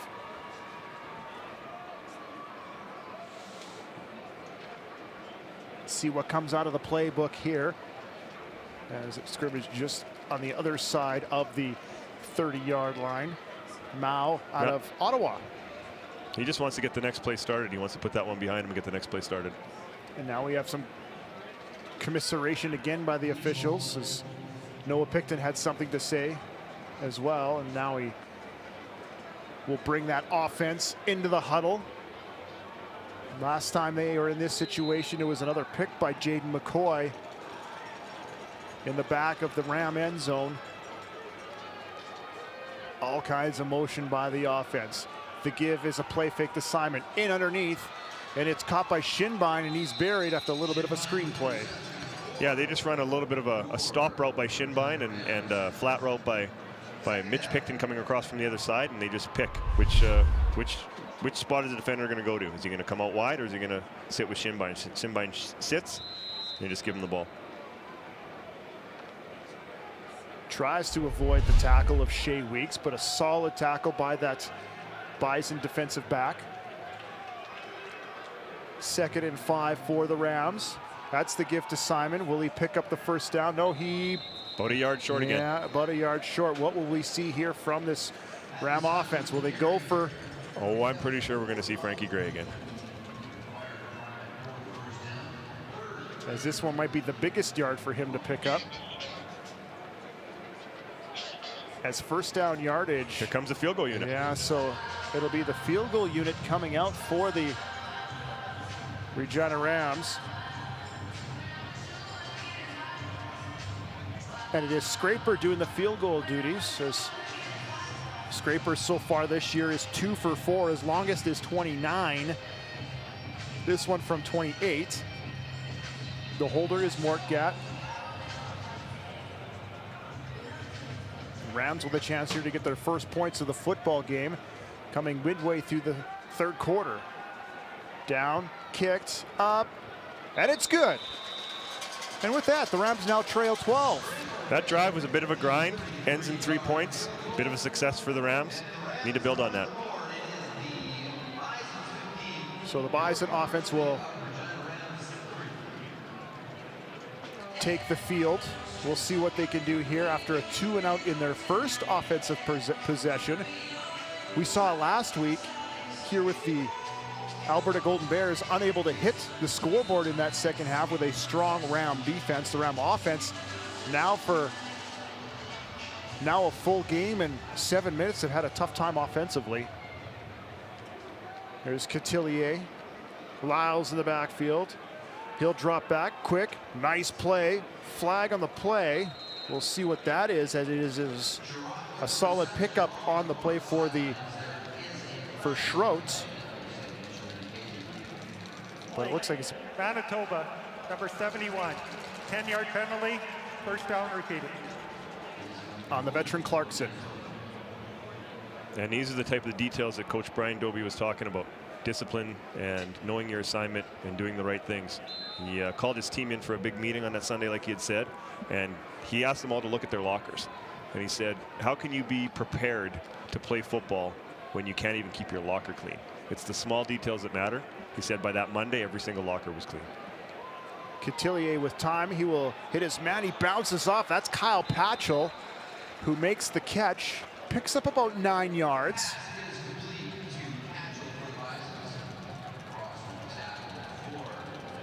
Another one of the many Winnipeg natives that play for the Manitoba Bisons.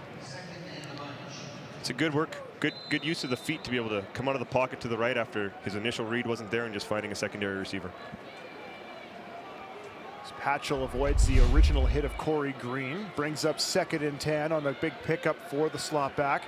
Rams will bring everybody out of the hands into Lyles, all kinds good of blocking room. Downfield. And he could be, no, he does. He's not quite gone, but Cotillier was whopped on the play as well. There is a flag down. You're going to well, it's against Regina, so that play will stand. Tack on another 15 yards after the huge reception by Lyles. And he had options on that play. He could outflank the defense with the running back, or there was a streaking slot back through the middle. And great job by the Manitoba Bison receivers, downfield blocking. Penalty at the end of the play. Those are those details. That's keeping your locker clean right there.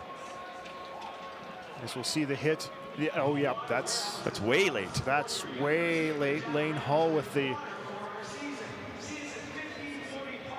penalty, and that's going to put the ball in the red zone at the 12-yard line.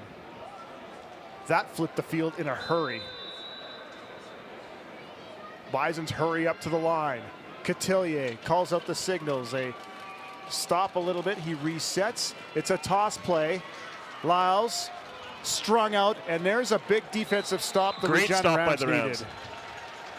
It's exactly what they needed in this situation. They've been able to stiffen up when pushed back into their own goalposts, and this was one of those times.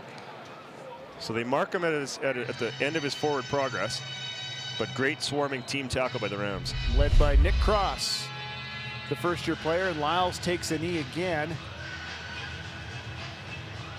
He is their bell cow. He is, and he's averaging almost 210 yards all-purpose every game, and I think he's probably getting close to that this game already. Oh yeah, real close.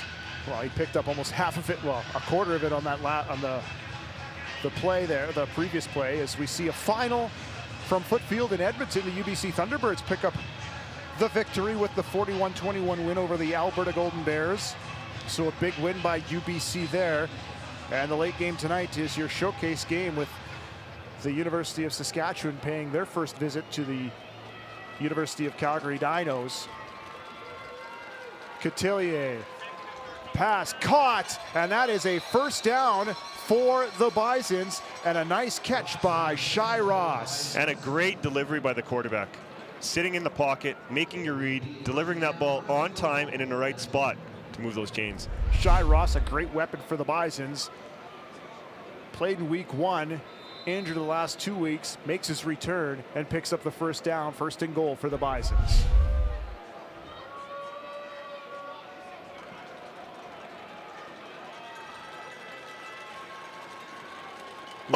Picked off. He has nothing but room. It's Nesbitt if he can beat the quarterback. And he does. Let's see if he can beat the one last man there, and he is finally taken down. To the 40. Dylan Schrott on the touchdown saving tackle. He sniffed that out. He sat on that the entire time. And you know what? With Lyles out and Christie out, Manitoba's a little bit limited in what they're going to call as far as offensive plays are concerned. Erasmo was in at the lone back spot. Kind of telegraphed the pass. That is a huge play by their defensive captain in Danny Nesbitt. Can the Rams convert?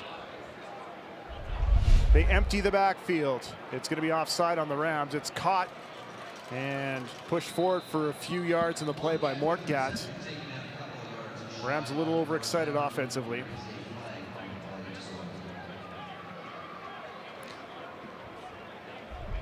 Look at that big turnover again.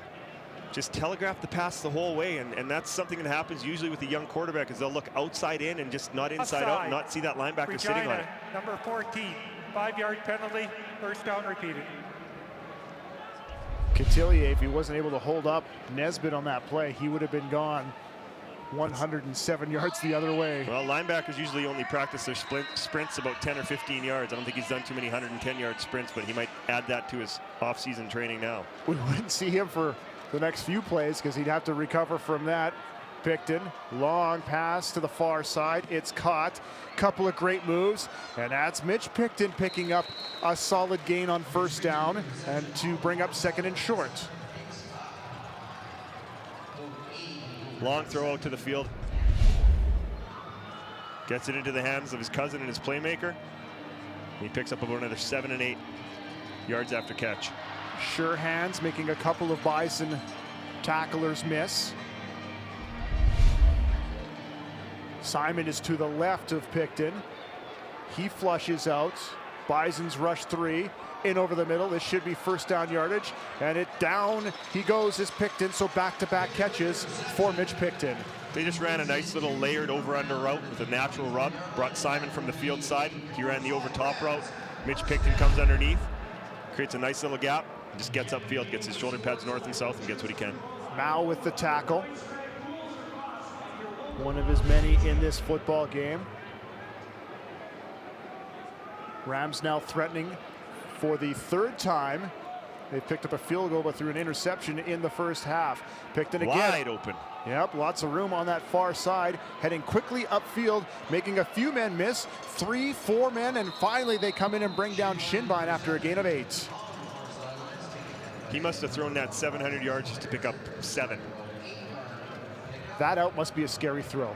It is a scary throw when your receiver's that wide open. Makes it a little bit easier to swallow. And just get the ball into the hands of one of your playmakers. Shinbine's a punt returner, kick returner. Once he gets the ball into space, he just treats it like a return. And finally stuck on the play by Jaden McCoy, who has had himself one heck of a game with a pair of interceptions, and now that big tackle. After Shinbine made a few men miss, brings up second and very short. There's the give to Simon.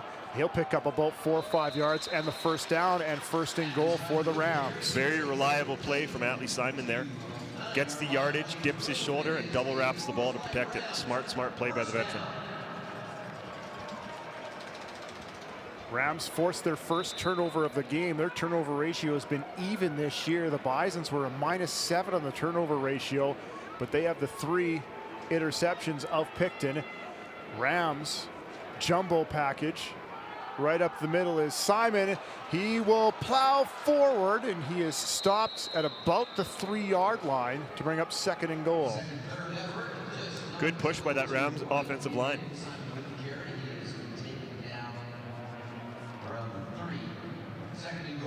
Again, a fast-moving quarter here as both teams running the football a lot.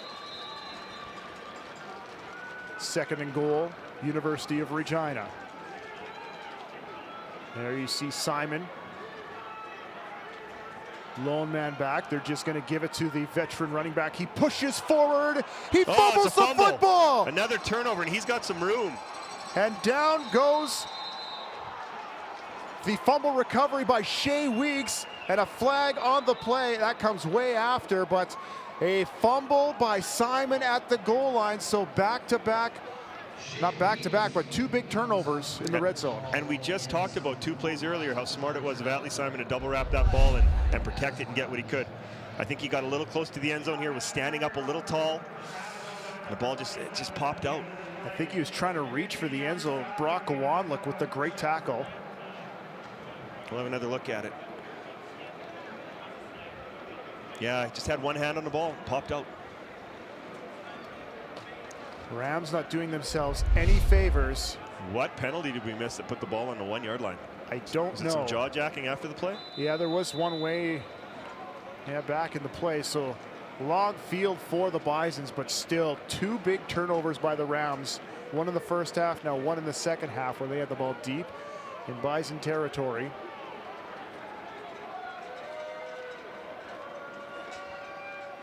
There's the give.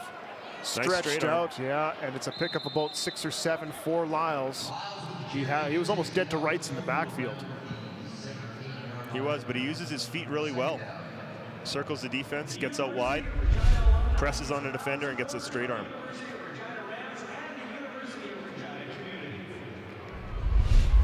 Bisons need a couple more of these plays to get out of the shadow of their own goal post, but they have the lead by 12 here late in the third quarter. They just love seeing that clock ticking down. Dropping back. Cotillier caught and in and out of the hands, but it's going to be a penalty on the play. We'll see who it's on. I think it's going to be holding on the Bisons as incomplete. The intended receiver is Stefan Ugba. It's a pretty good throw. He put it on him, gave him a chance. Ugba would probably like that one back. I think he can come up with that catch.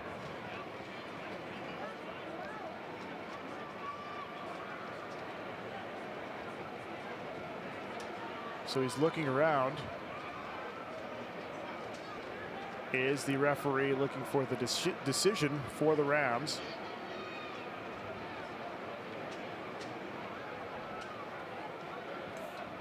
Oh, he thought he had it, but... Yep, it's... we'll get things cleaned up as both special teams are getting ready to hit the field. We see... Block, hands to the face, Manitoba number 55. That penalty is declined, third down. So the Rams will take the incomplete pass and send Borsa in the return unit. We'll see Matt Riley take the field. Now will you take the safety? Well, this is the typical spot where you see that. But Riley's been booming that ball. The coverage has been downfield. So you might be able to get this to midfield here. Let your defense do what they've been doing. And that is create turnovers. 4 of them. 3 interceptions, 1 fumble. Riley, 6 yards, 7 yards deep in his own end zone. He'll take it and he will rush back. He wants to eat some of this clock. Does eat a little bit, so the Rams will now trail by 10 with the safety. Now that's a smart play if you can get a good kickoff and good coverage. If you can pin the Rams inside their own 30-yard line, make them try to stretch that big long field. A big long field, trailing by 10. Brian Dobie has to be happy, especially with his defensive efforts. Considering they've stopped 14 points and they've collected 7 on their own. And they've been very, very efficient on offense, except for the last turnover. You know, the young quarterback's been able to manage this game very well. They should be very, very happy with that. He'd like to have that one back, but there's a few plays here, both on the Rams side and the Bison side, that they'd all like to have back. As the Rams are going to scrimmage instead of taking the kickoff. So they will scrimmage at their 35. The last series ended at the 3-inch line with a Simon fumble and a recovery by the Bisons. Is it Bisons or Bison? I thought Bison was already plural. I'm just here to call the game and almost intercepted again. I'm not going to go track back to remedial English. Yeah, they tried to set up the screen there. Sniffed out by the entire Manitoba Bison defensive line. So they all kind of scraped towards it. As Borsa now in at running back after the fumble by Simon. See big offensive lineman for the Regina Rams, Brian Robinson. Bad snap. Picton still with time. Lots of time. He finds his man, falls to the ground, not quite first down yardage. So that's a 2 and out after the catch by Kyle Borsa. So there's the Bison defense stepping up, like you said. Good catch by Borsa. He was in that soft spot, but you need to tell these young receivers and running backs that never leave your feet unless you need to. And in that situation, he could have made the catch and maybe turned his shoulders upfield and tried to get that first down. So the much used Ram punt team will come back out and punt again. Scraper back. Lyles to return. Lyles has had a couple of big returns so far in this football game, especially early. But Scraper has decided to angle the ball on his punts like he does this time. This is a high spiral punt. Fielded by Lyles. He'll have a chance to return. Nice blocking. Yeah, I mean, he finds a seam, flags fly in the air. This could be a penalty against the Rams, and we have more flags probably coming on the play. Jaden McCoy without his helmet. It's Mason Rossler again. He already has an unnecessary roughness call earlier in this football game. So we'll give the Bisons even better field position on the Rams side of center with the Ball is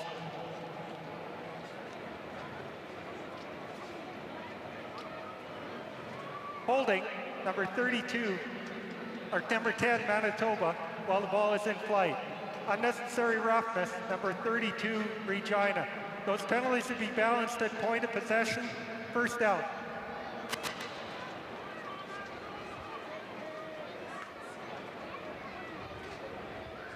So that will mean they will move the ball up 5 yards from where Lyles was taken down. It will be Bison ball at the 36 when all is said and done. Great effort. Des Cotillier in his first start as quarterback for the Manitoba Bisons. Well, he'll play again next week. I would assume so. Play action fake. He is looking long. Good patience. Yeah, lots of time. He'll finally check down and he'll hit his man on the play. As sliding and picking up the tackle is Tristan Dice, his first catch of the football game. That was his fourth option, it looked like. Son of Bobby Dice, the great coach out of the Ottawa. Good patience by the quarterback, not to force anything. Comes down to his third or fourth option. That could have been a penalty right there. Yep. Led with his head again. We saw a similar penalty on Mao against Noah Picton.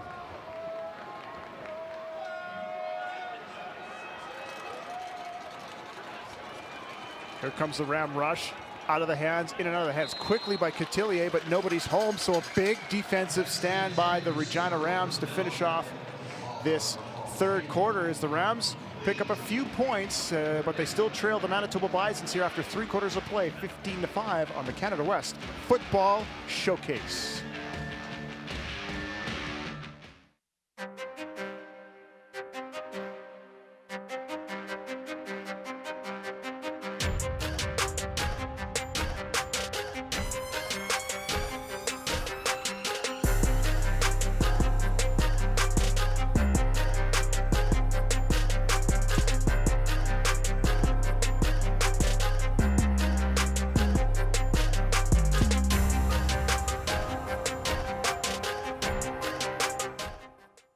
People say that to be successful in university, you must work hard. This is true. But to be successful in life, you'll need to know more than what's written in a textbook. You'll need to know how to adapt and to problem solve. You'll need to know how to work with all kinds of people, how to listen, and how to be a team player. To be truly successful in life, to find happiness, you need to find balance.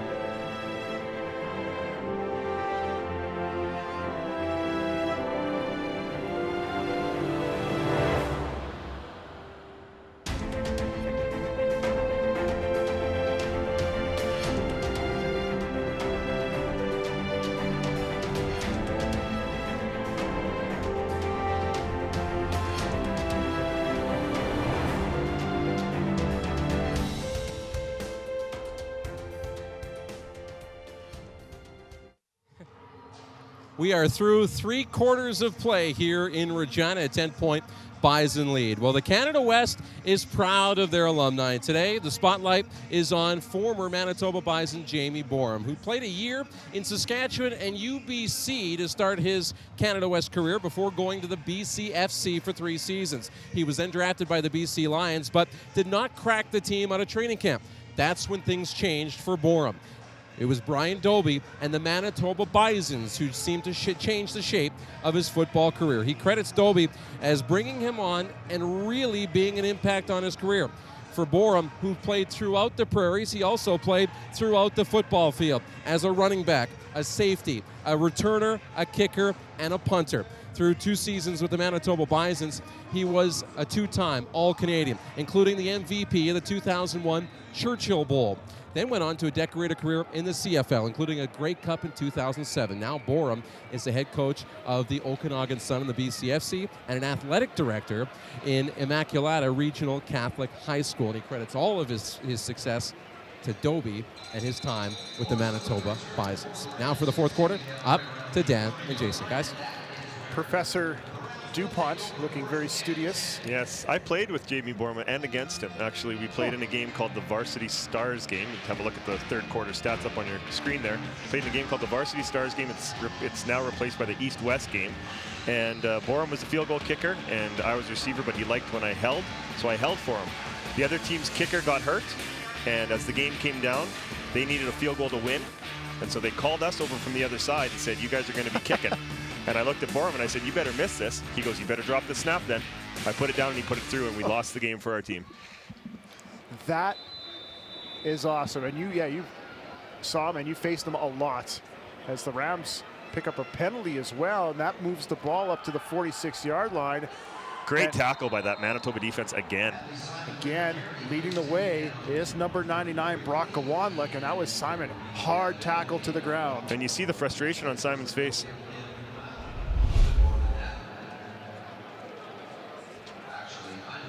As unhappy as Gawanlik, already with 2.5 tackles in this football game. We could chalk up another one for the veteran defensive end. Mal gets an assist on that one because he made that play happen. So we'll give them halves each. They will share the tackle, so 2nd and long for the Rams. They get rid of the football. Here's time. Picton spits around. What a catch! I think that was to Picton. What a catch by Huber. I don't know who that was to. Johnny on the spot. Thomas Maybe it's Huber. not how you drew it up, but hey, it flips the field. The Rams will take it.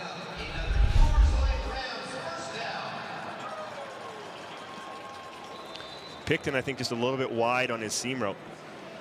But Huber, from his butt, making the catch. Couple of great catches by this Ram receivers, as Picton has not had the greatest of games at quarterback.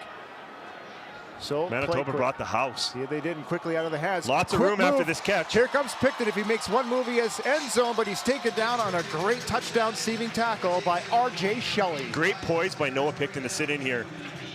I think they brought 7. Brought the house. Manitoba with a big rush.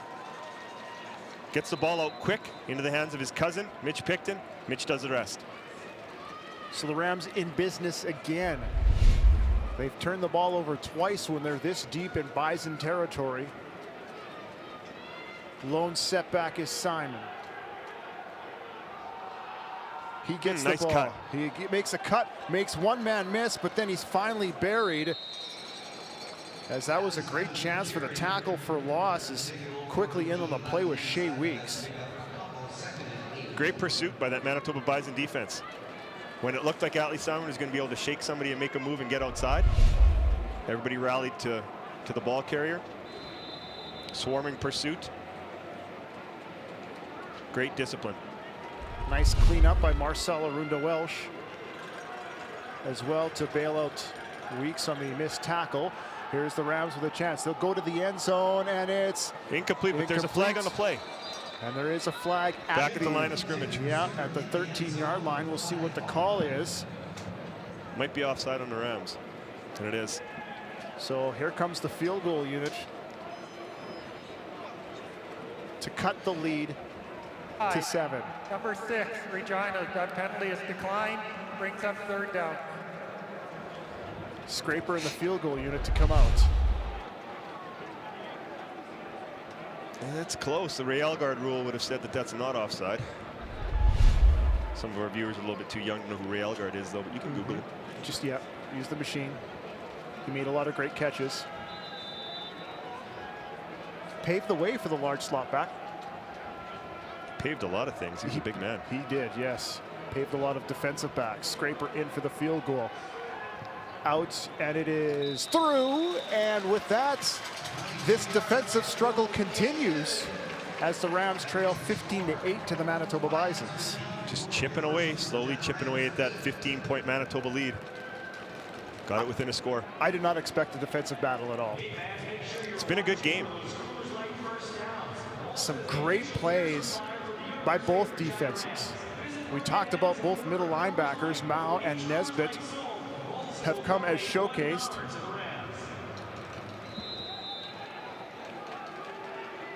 Des Cotillier still in. I think we'll see him the whole way because he has done nothing to prove that he shouldn't continue at the quarterback position. Four-man rush. He has lots of time. He's going nice deep. Toss. It is a great throw intended for Shai Ross. Well, one thing we know for sure is Cotillier has a strong arm. He can step into it. Good size at 6'3" as well.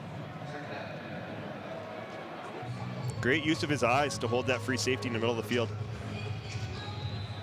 Coco in step for step with Shai Ross, who in his lone game had 5 catches for 74 yards in week 1 in their loss to UBC. That's something we haven't seen, a pass on first down by the Bisons. Rams bring the house. They do. In underneath, great play. Flags come down, but Good it looks catch like by Tristan Dice. Yeah, it looks like it's going to be a first down for the Bisons.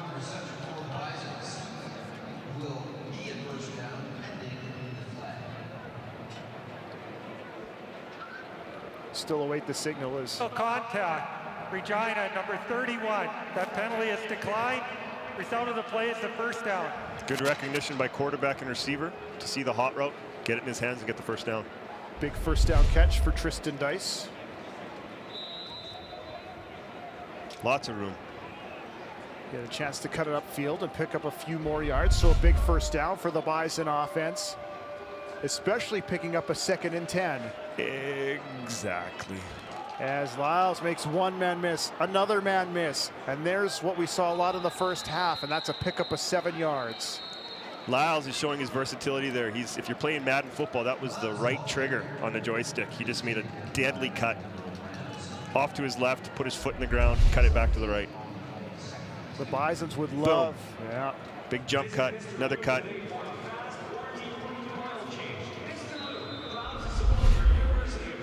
They would love nothing more than a nice long 6-minute multiple play drive here to kill the clock and pick up some more points. Or a quick touchdown. Or just, yeah, continue to do what they've been doing. 2nd and 3. Cotillier. Now he's looking up. He'll have a chance. Great poise. Oh, unbelievable. He found his 4th option. This might be his Tom Brady game, right? It might be the game where Tom Brady took over from Drew Bledsoe. Nothing wrong with Drew Bledsoe. No. There's nothing wrong with the Manitoba Bisons quarterback situation. They made a change. They might have made a good change. I think, well, considering if you look at the scoreboard right now and how patient Cotillier has been, is he found Harrison there for the first down. And this is a solid drive being put together so far by Manitoba. That was an interesting give to Lyles. He Nice still cut makes again. men miss. He turned something out of nothing there. That's just great leg drive to just run right through those arm tackles. Puts his foot in the ground, drives his legs right through those arm tackles. In the loss last week, boom. Lyles still had 179 yards rushing on 15 carries. It's got to be over 200 yards all-purpose this game again. Oh yes, that much for sure.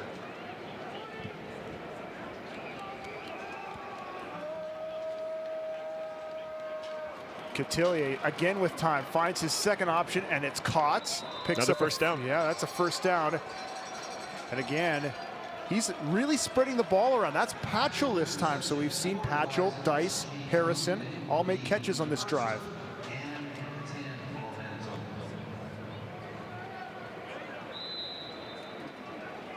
And a fantastic drive being put together by this young Bison quarterback. And a good game plan on both sides of the ball from the Bison.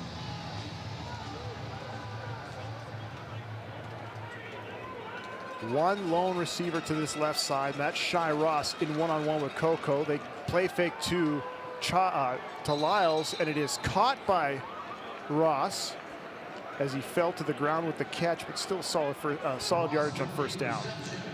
Good play fake again. Gets the ball out to the perimeter. Solid play fake, eyes are up, gets his hips turned. Delivers the ball exactly where it needs to be. Ross would have liked to have kept his feet there because he did have a little bit of room outside still. Played a little for the Okanagan Sun, did the Winnipeg native out of Dakota High School.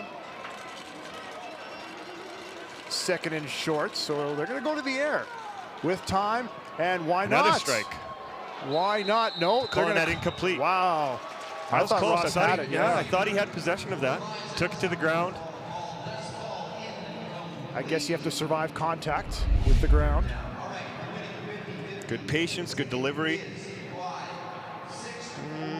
No, that ball was moving. Yeah. That ball was moving. That's a great defensive play. Solid call to bring up third down. Polis Coco just kept that ball moving in his belly and stripped it out at the last second. Good pass breakup. As McAuliffe comes on to attempt another field goal to extend the lead back to 10. This one from 34. He easily strokes it through for the field goal. Back to a two-score game. Yeah, that was a big, big drive. Ate up a lot of clock. Great drive. Extended the lead.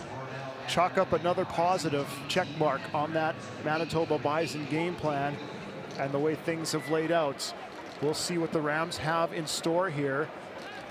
They got 8 minutes to turn this game around, or Coach Bryce is going to have them cleaning their lockers up.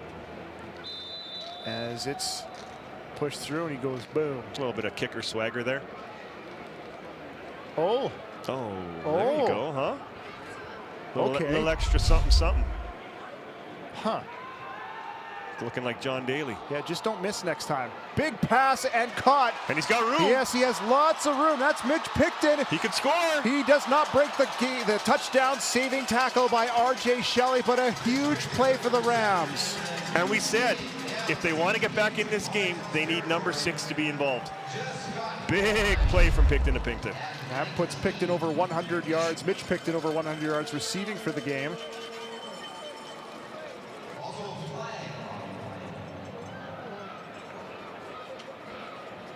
Great hustle, great effort to get back and make that tackle. Man, R.J. Shelley, he has a big tackle as well, and that's probably roughing the passer. Yep. On the passer, Winnipeg number 40. 15-yard penalty at the end of the play, first down. So first and goal for the Regina Rams, where they've had their problems. Let's see if they can cash in. They have 3 cracks from 4 yards out. And 18 seconds ago, it was a 2-score game, and now they're down on the 4-yard line. That's why football's awesome. It's one of the reasons. Football's awesome for many reasons. Let's see if the Rams can finally cash in and score their first touchdown of the game. There's the give. To Borsa. To Borsa. He'll plow forward. He'll come close, but he is down at the 1-yard line. They're bringing him on for the hard yards. Well, he needs to protect that ball at the end of this run, too. Well, he tried the same thing Simon did last time where he fumbled the football, so now it's 2nd and 1. I would assume if this is stopped, well, here comes the big short yardage unit. Frankie Gray, who has been solid so far in short yardage. They just use that big offensive line, push forward, looking for a signal. No, great. And there it is, touchdown Rams. Tough to see what was going on in there. They got a little bobsled or something going on? What are they trying to? I don't know. Abort. Yes, they had something planned, but I think they aborted it. I would have too very quickly. Good push. You see Mitch Picton gets in the back there and tries to push his backup quarterback through. But still a good push by that Bison defensive line too. Gray with the touchdown, and the Rams with this convert can cut it back to 3.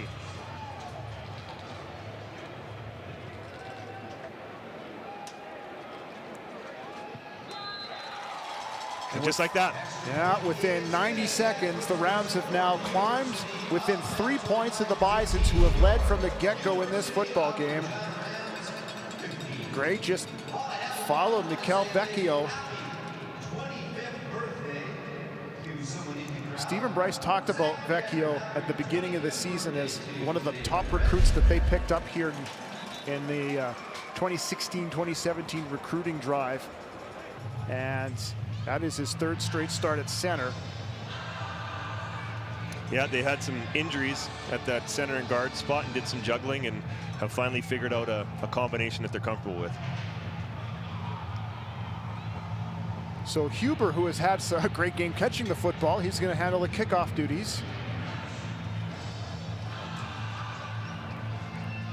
This is going to be a fun 6 minutes and 50 seconds to end this football game. We haven't had a tight one yet. As they will blow it in. Hammered high in the air. Comes down to the slot back and returner Jesse Walker. He'll spin away from a couple of tacklers. He was going to go out of bounds, but he'll pick up about 1 or 2 more yards. And now the Rams have their first touchdown and will send it down to field level in Darren DuPont. Mitch, is there a sense of relief after the way the first 3 quarters and change have gone that you finally get in the end zone? Yeah, it's nice to finally get in there. We haven't really been clicking, so it's good to punch one in there when we really need it. What needed to change and needs to continue moving forward here to find a way to come out with a win? Just got to execute. That's all that was really going on in that first half there and even in the third quarter. So just got to execute our game plan, and everybody's got to do their part, and we'll be fine. Thanks, Mitch. Appreciate it. Now, what the Rams don't need, or what the Bisons want, is one of those grinded out, or they'll go deep and find some huge open space and a big first down catch. Jesse Walker picks up about 20 on the play. And he looks like a fifth-year quarterback sitting back there. He's got lots of time, lots of poise, got his eyes downfield, delivers a strike right on target. This is the best this Manitoba team has looked all year. And these aren't quick hitter passes at all. We see a lot of passes in and out of the hands of the quarterback quickly.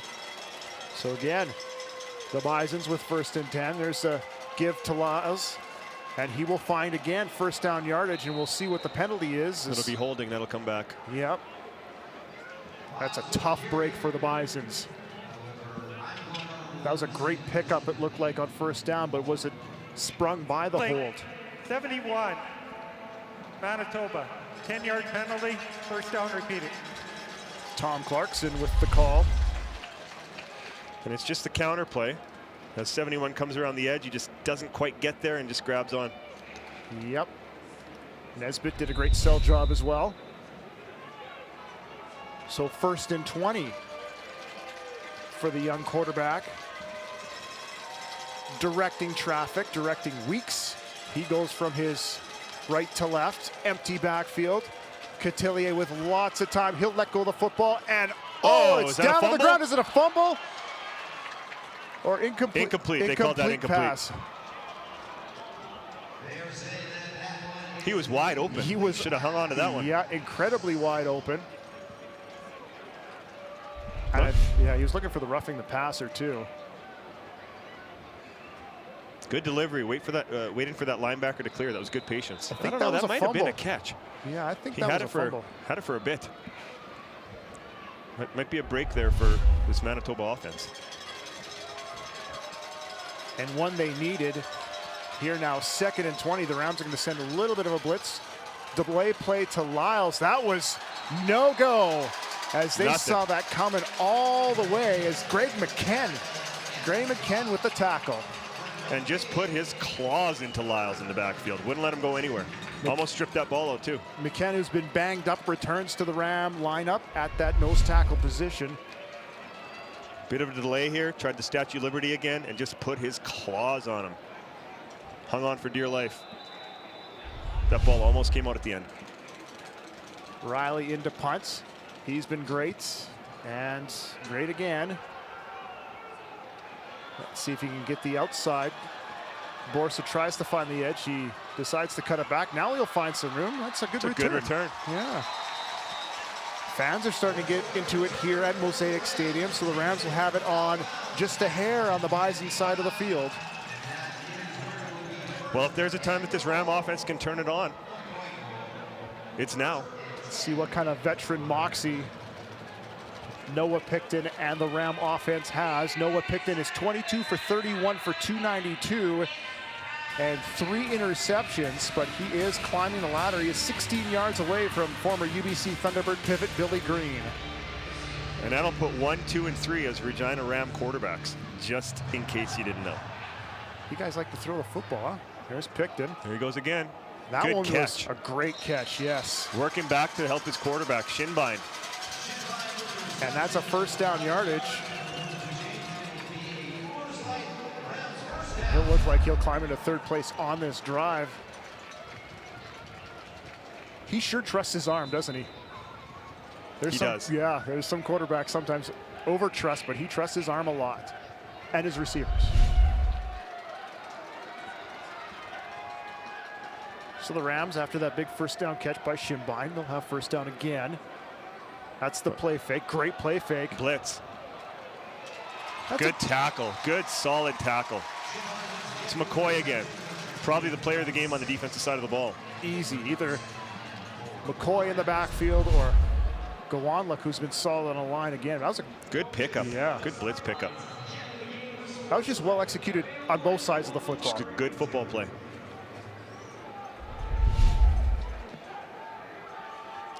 Big down here. As the Rams have a big second down conversion here to get. Simon runs into a couple of Bisons. I don't think he's close. No, it's going to be about another yard or so short. As we saw the out big decision. Yeah, saw that out of town scoreboard. 9-0 the lead already for the Dinos after we saw the UBC Thunderbirds pick up a win earlier today in Edmonton. That'll be a full yard here for the Rams. Yard and a half maybe. Are we going to send, well, they're going to send the field goal team out as we see Scraper, or is it going to be a punt? Because that is a long field goal. That'll be of the 42-yard variety from Scraper, whose longest is 29. Thomas Huber has a 45-yarder. He kicked that in the first game of the season. Mark got a hold. As with 3 minutes and change left in this second half, they're going to try a long field goal. Lyles is the man in the end zone. Oh, it might be wide. Wide. He's got room too. And this is going to be trouble for the Rams if Lyles finds some room, but good coverage by the Rams. So. That's a tough kick. Yep, the Bisons catch a break. And they have a chance here to kill the clock, up 3 points with 2:46 left. Snap was good, hold is down. Just pushed it. He knows it right away. And that's the look of 2 receivers that had to cover a kick, and that's never a good look. That was your 3-minute warning whistle. The youngster, Des Cotillier, has made his head coach happy. They have the bell cow in Lyles to just give the football. They do. He's going to try to snake his way for some solid yardage. He'll pick up 3 or 4. And you'll see the Rams are going to hold him up and try to strip that ball out. He needs to be very smart and protect that football here in this situation.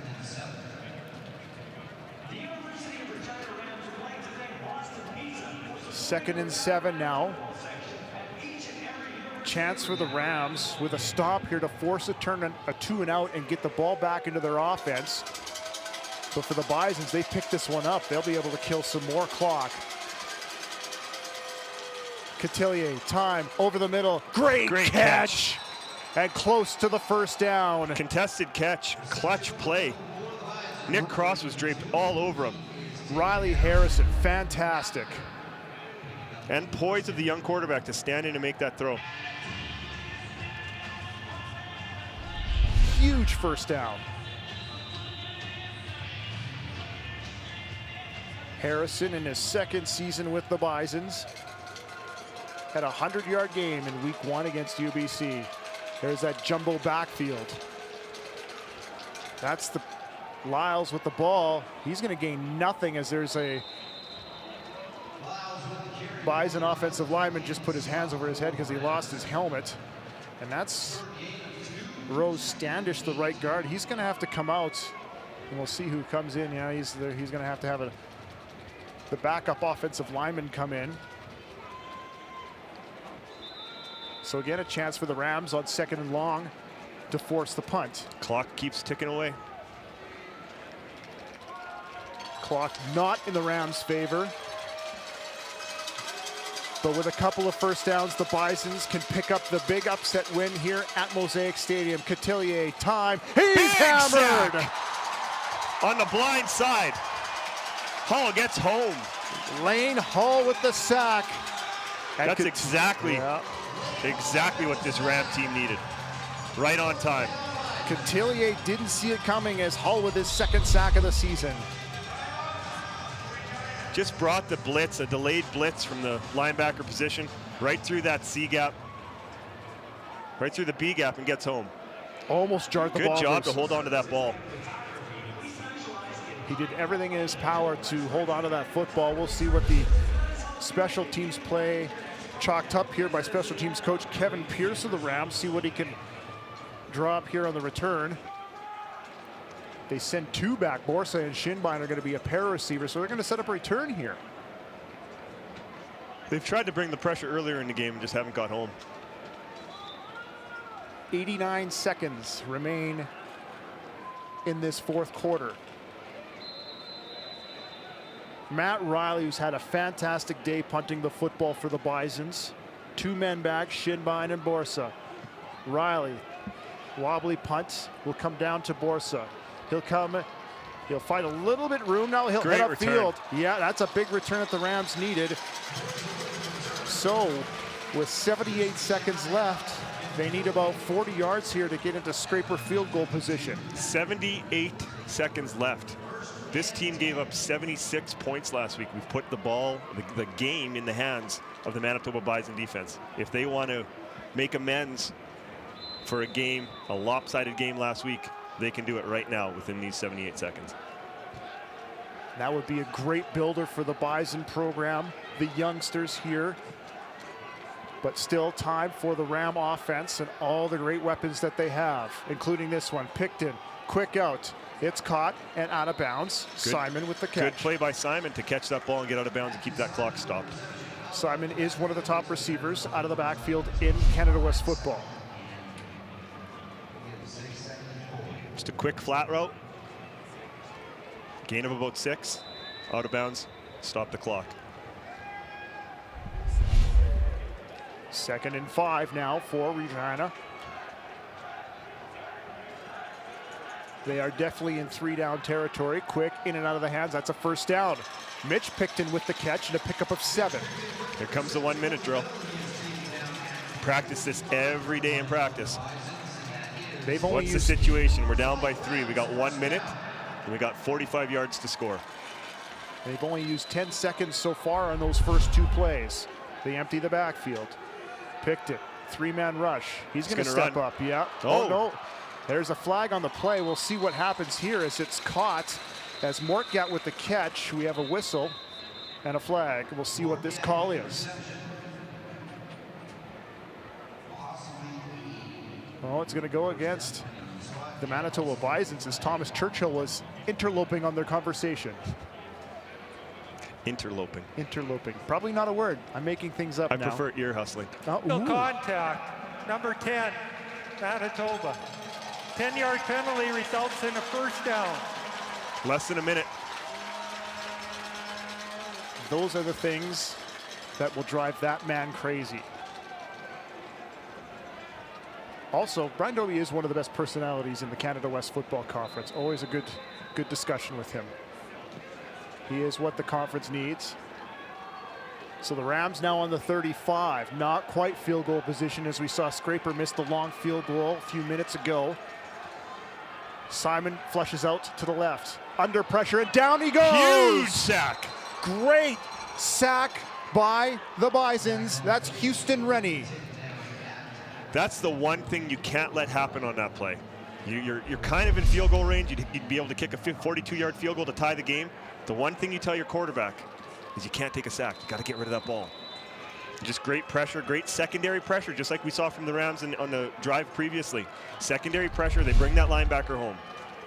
So a couple of great defensive calls by the coordinators on each side of the football. Rams are offside on this side, so this play won't count. Well, they blow it dead, so we're going to reset, and Rams are going to have a long field to deal with.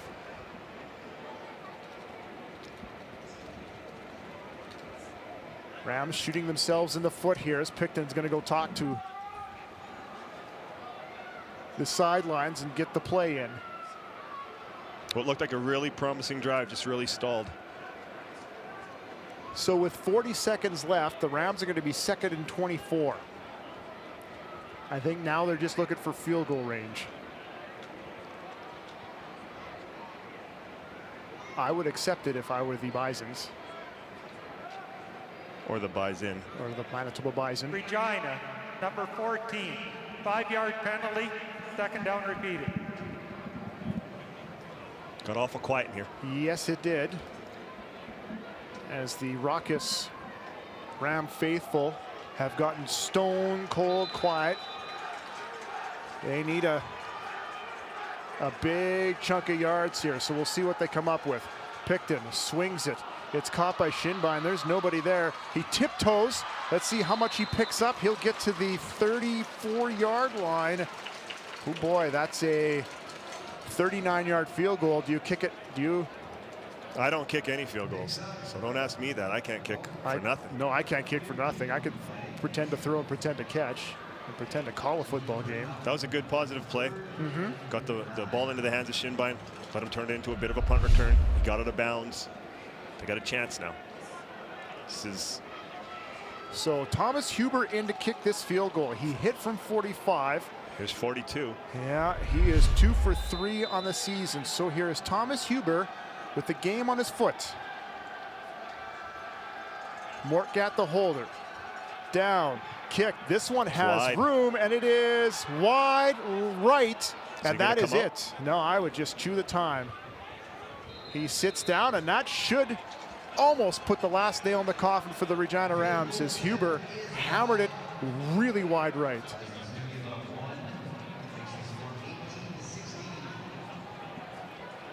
So, folks, we have an upset at Mosaic Stadium. That's exactly what this Bison team needed. Bit of a wake-up call for the Rams. Huber knew it right away when the foot hit the ball.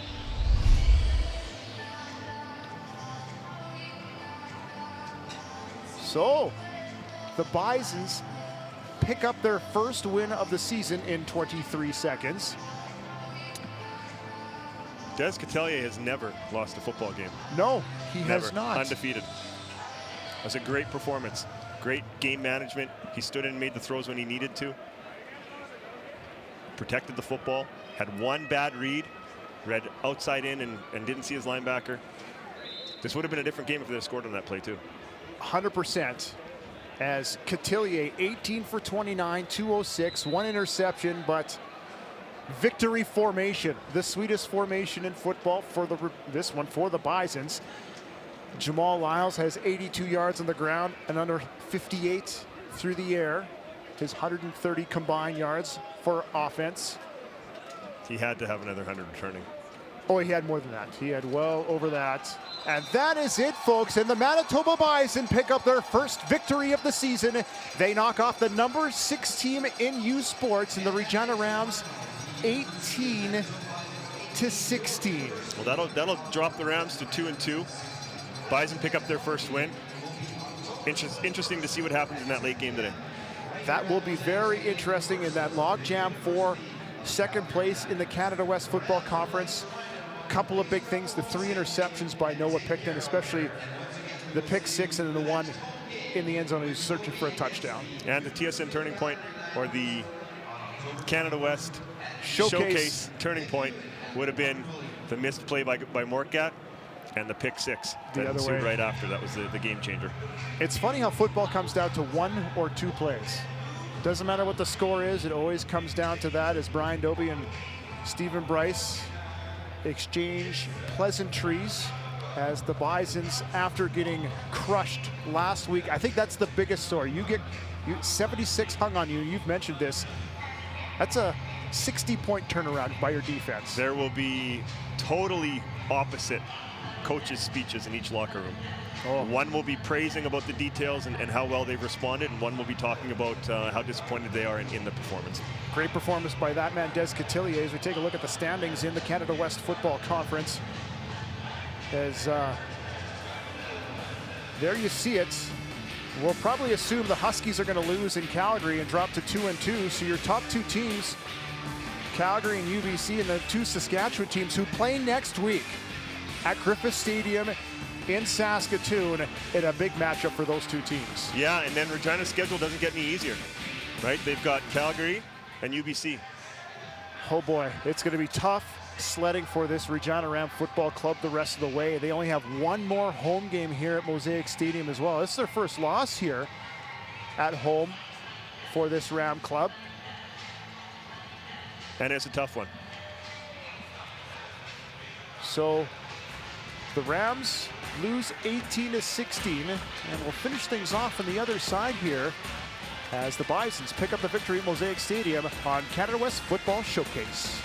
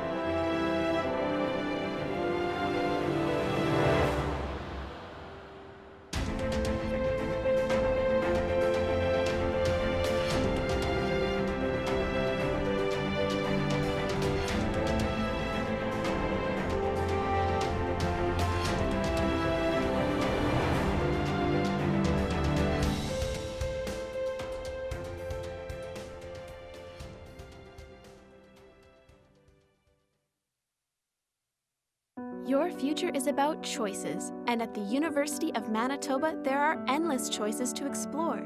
It's a place where you not only learn, but do.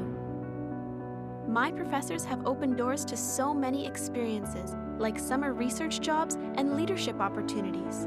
These experiences are helping me achieve my dream of becoming a pediatrician. At the U of M, I'm pushing my limits to see how far I can go.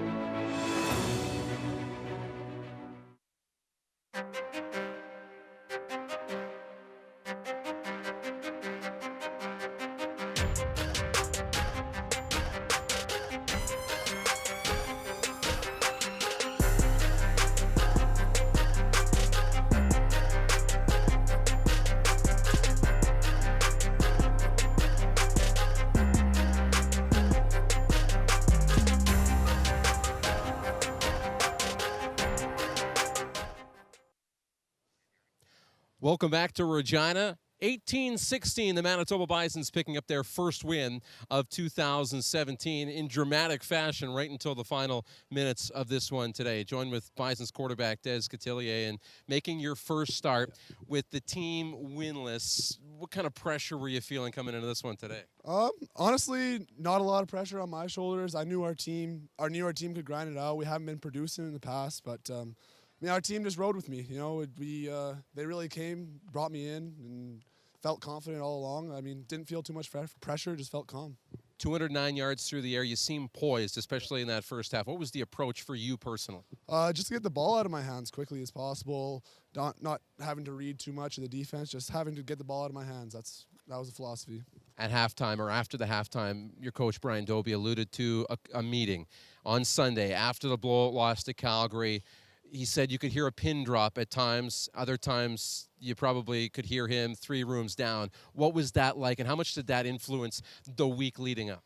Man, it really got to our team. It was a turning point in our season in my mind, as the team really focused down and everybody's now doing their jobs, doing the small things. It really put everything into perspective and just made sure everybody's doing the little things. This is a young team, but we've seen some of the potential today. You've got Alberta next week. Do you guys start to think about how you can claw back into a playoff spot in the Canada West? For sure we are, but we're taking it game by game. I mean, we gotta take Alberta. I mean, I don't know what their game's like, but we'll watch the film, play that game, and then take it from there. I mean, I think this team is a playoff caliber team for sure. Describe to me the final minutes of this one tonight when they've got 2 field goal attempts in the final 3 minutes of the ball game. Man, nerve-wracking. I mean, I'm on the sidelines, not being able to control it. I mean, can't really do anything about it. It's nerve-wracking, but I mean, our team pulled it out, so that's what matters. Congratulations on the win. Wish you all the best. Yeah, thank you. All right, there's Des Cotillier, the winning quarterback for the Bisons in this one. Let's look at the out-of-town scoreboard. Earlier, it was UBC over top of Alberta, 41-21. Big game for Ed Ilnicki in the loss, nearly 200 yards, 3 touchdowns again. And in Calgary, homecoming game, Hunter Carl's got a touchdown for the Calgary Dinos. They lead the Saskatchewan Huskies 12-7, that one in the second quarter. We're back to wrap things up. The Bisons pick up their first win of the season. We'll wrap things up from Regina on the other side.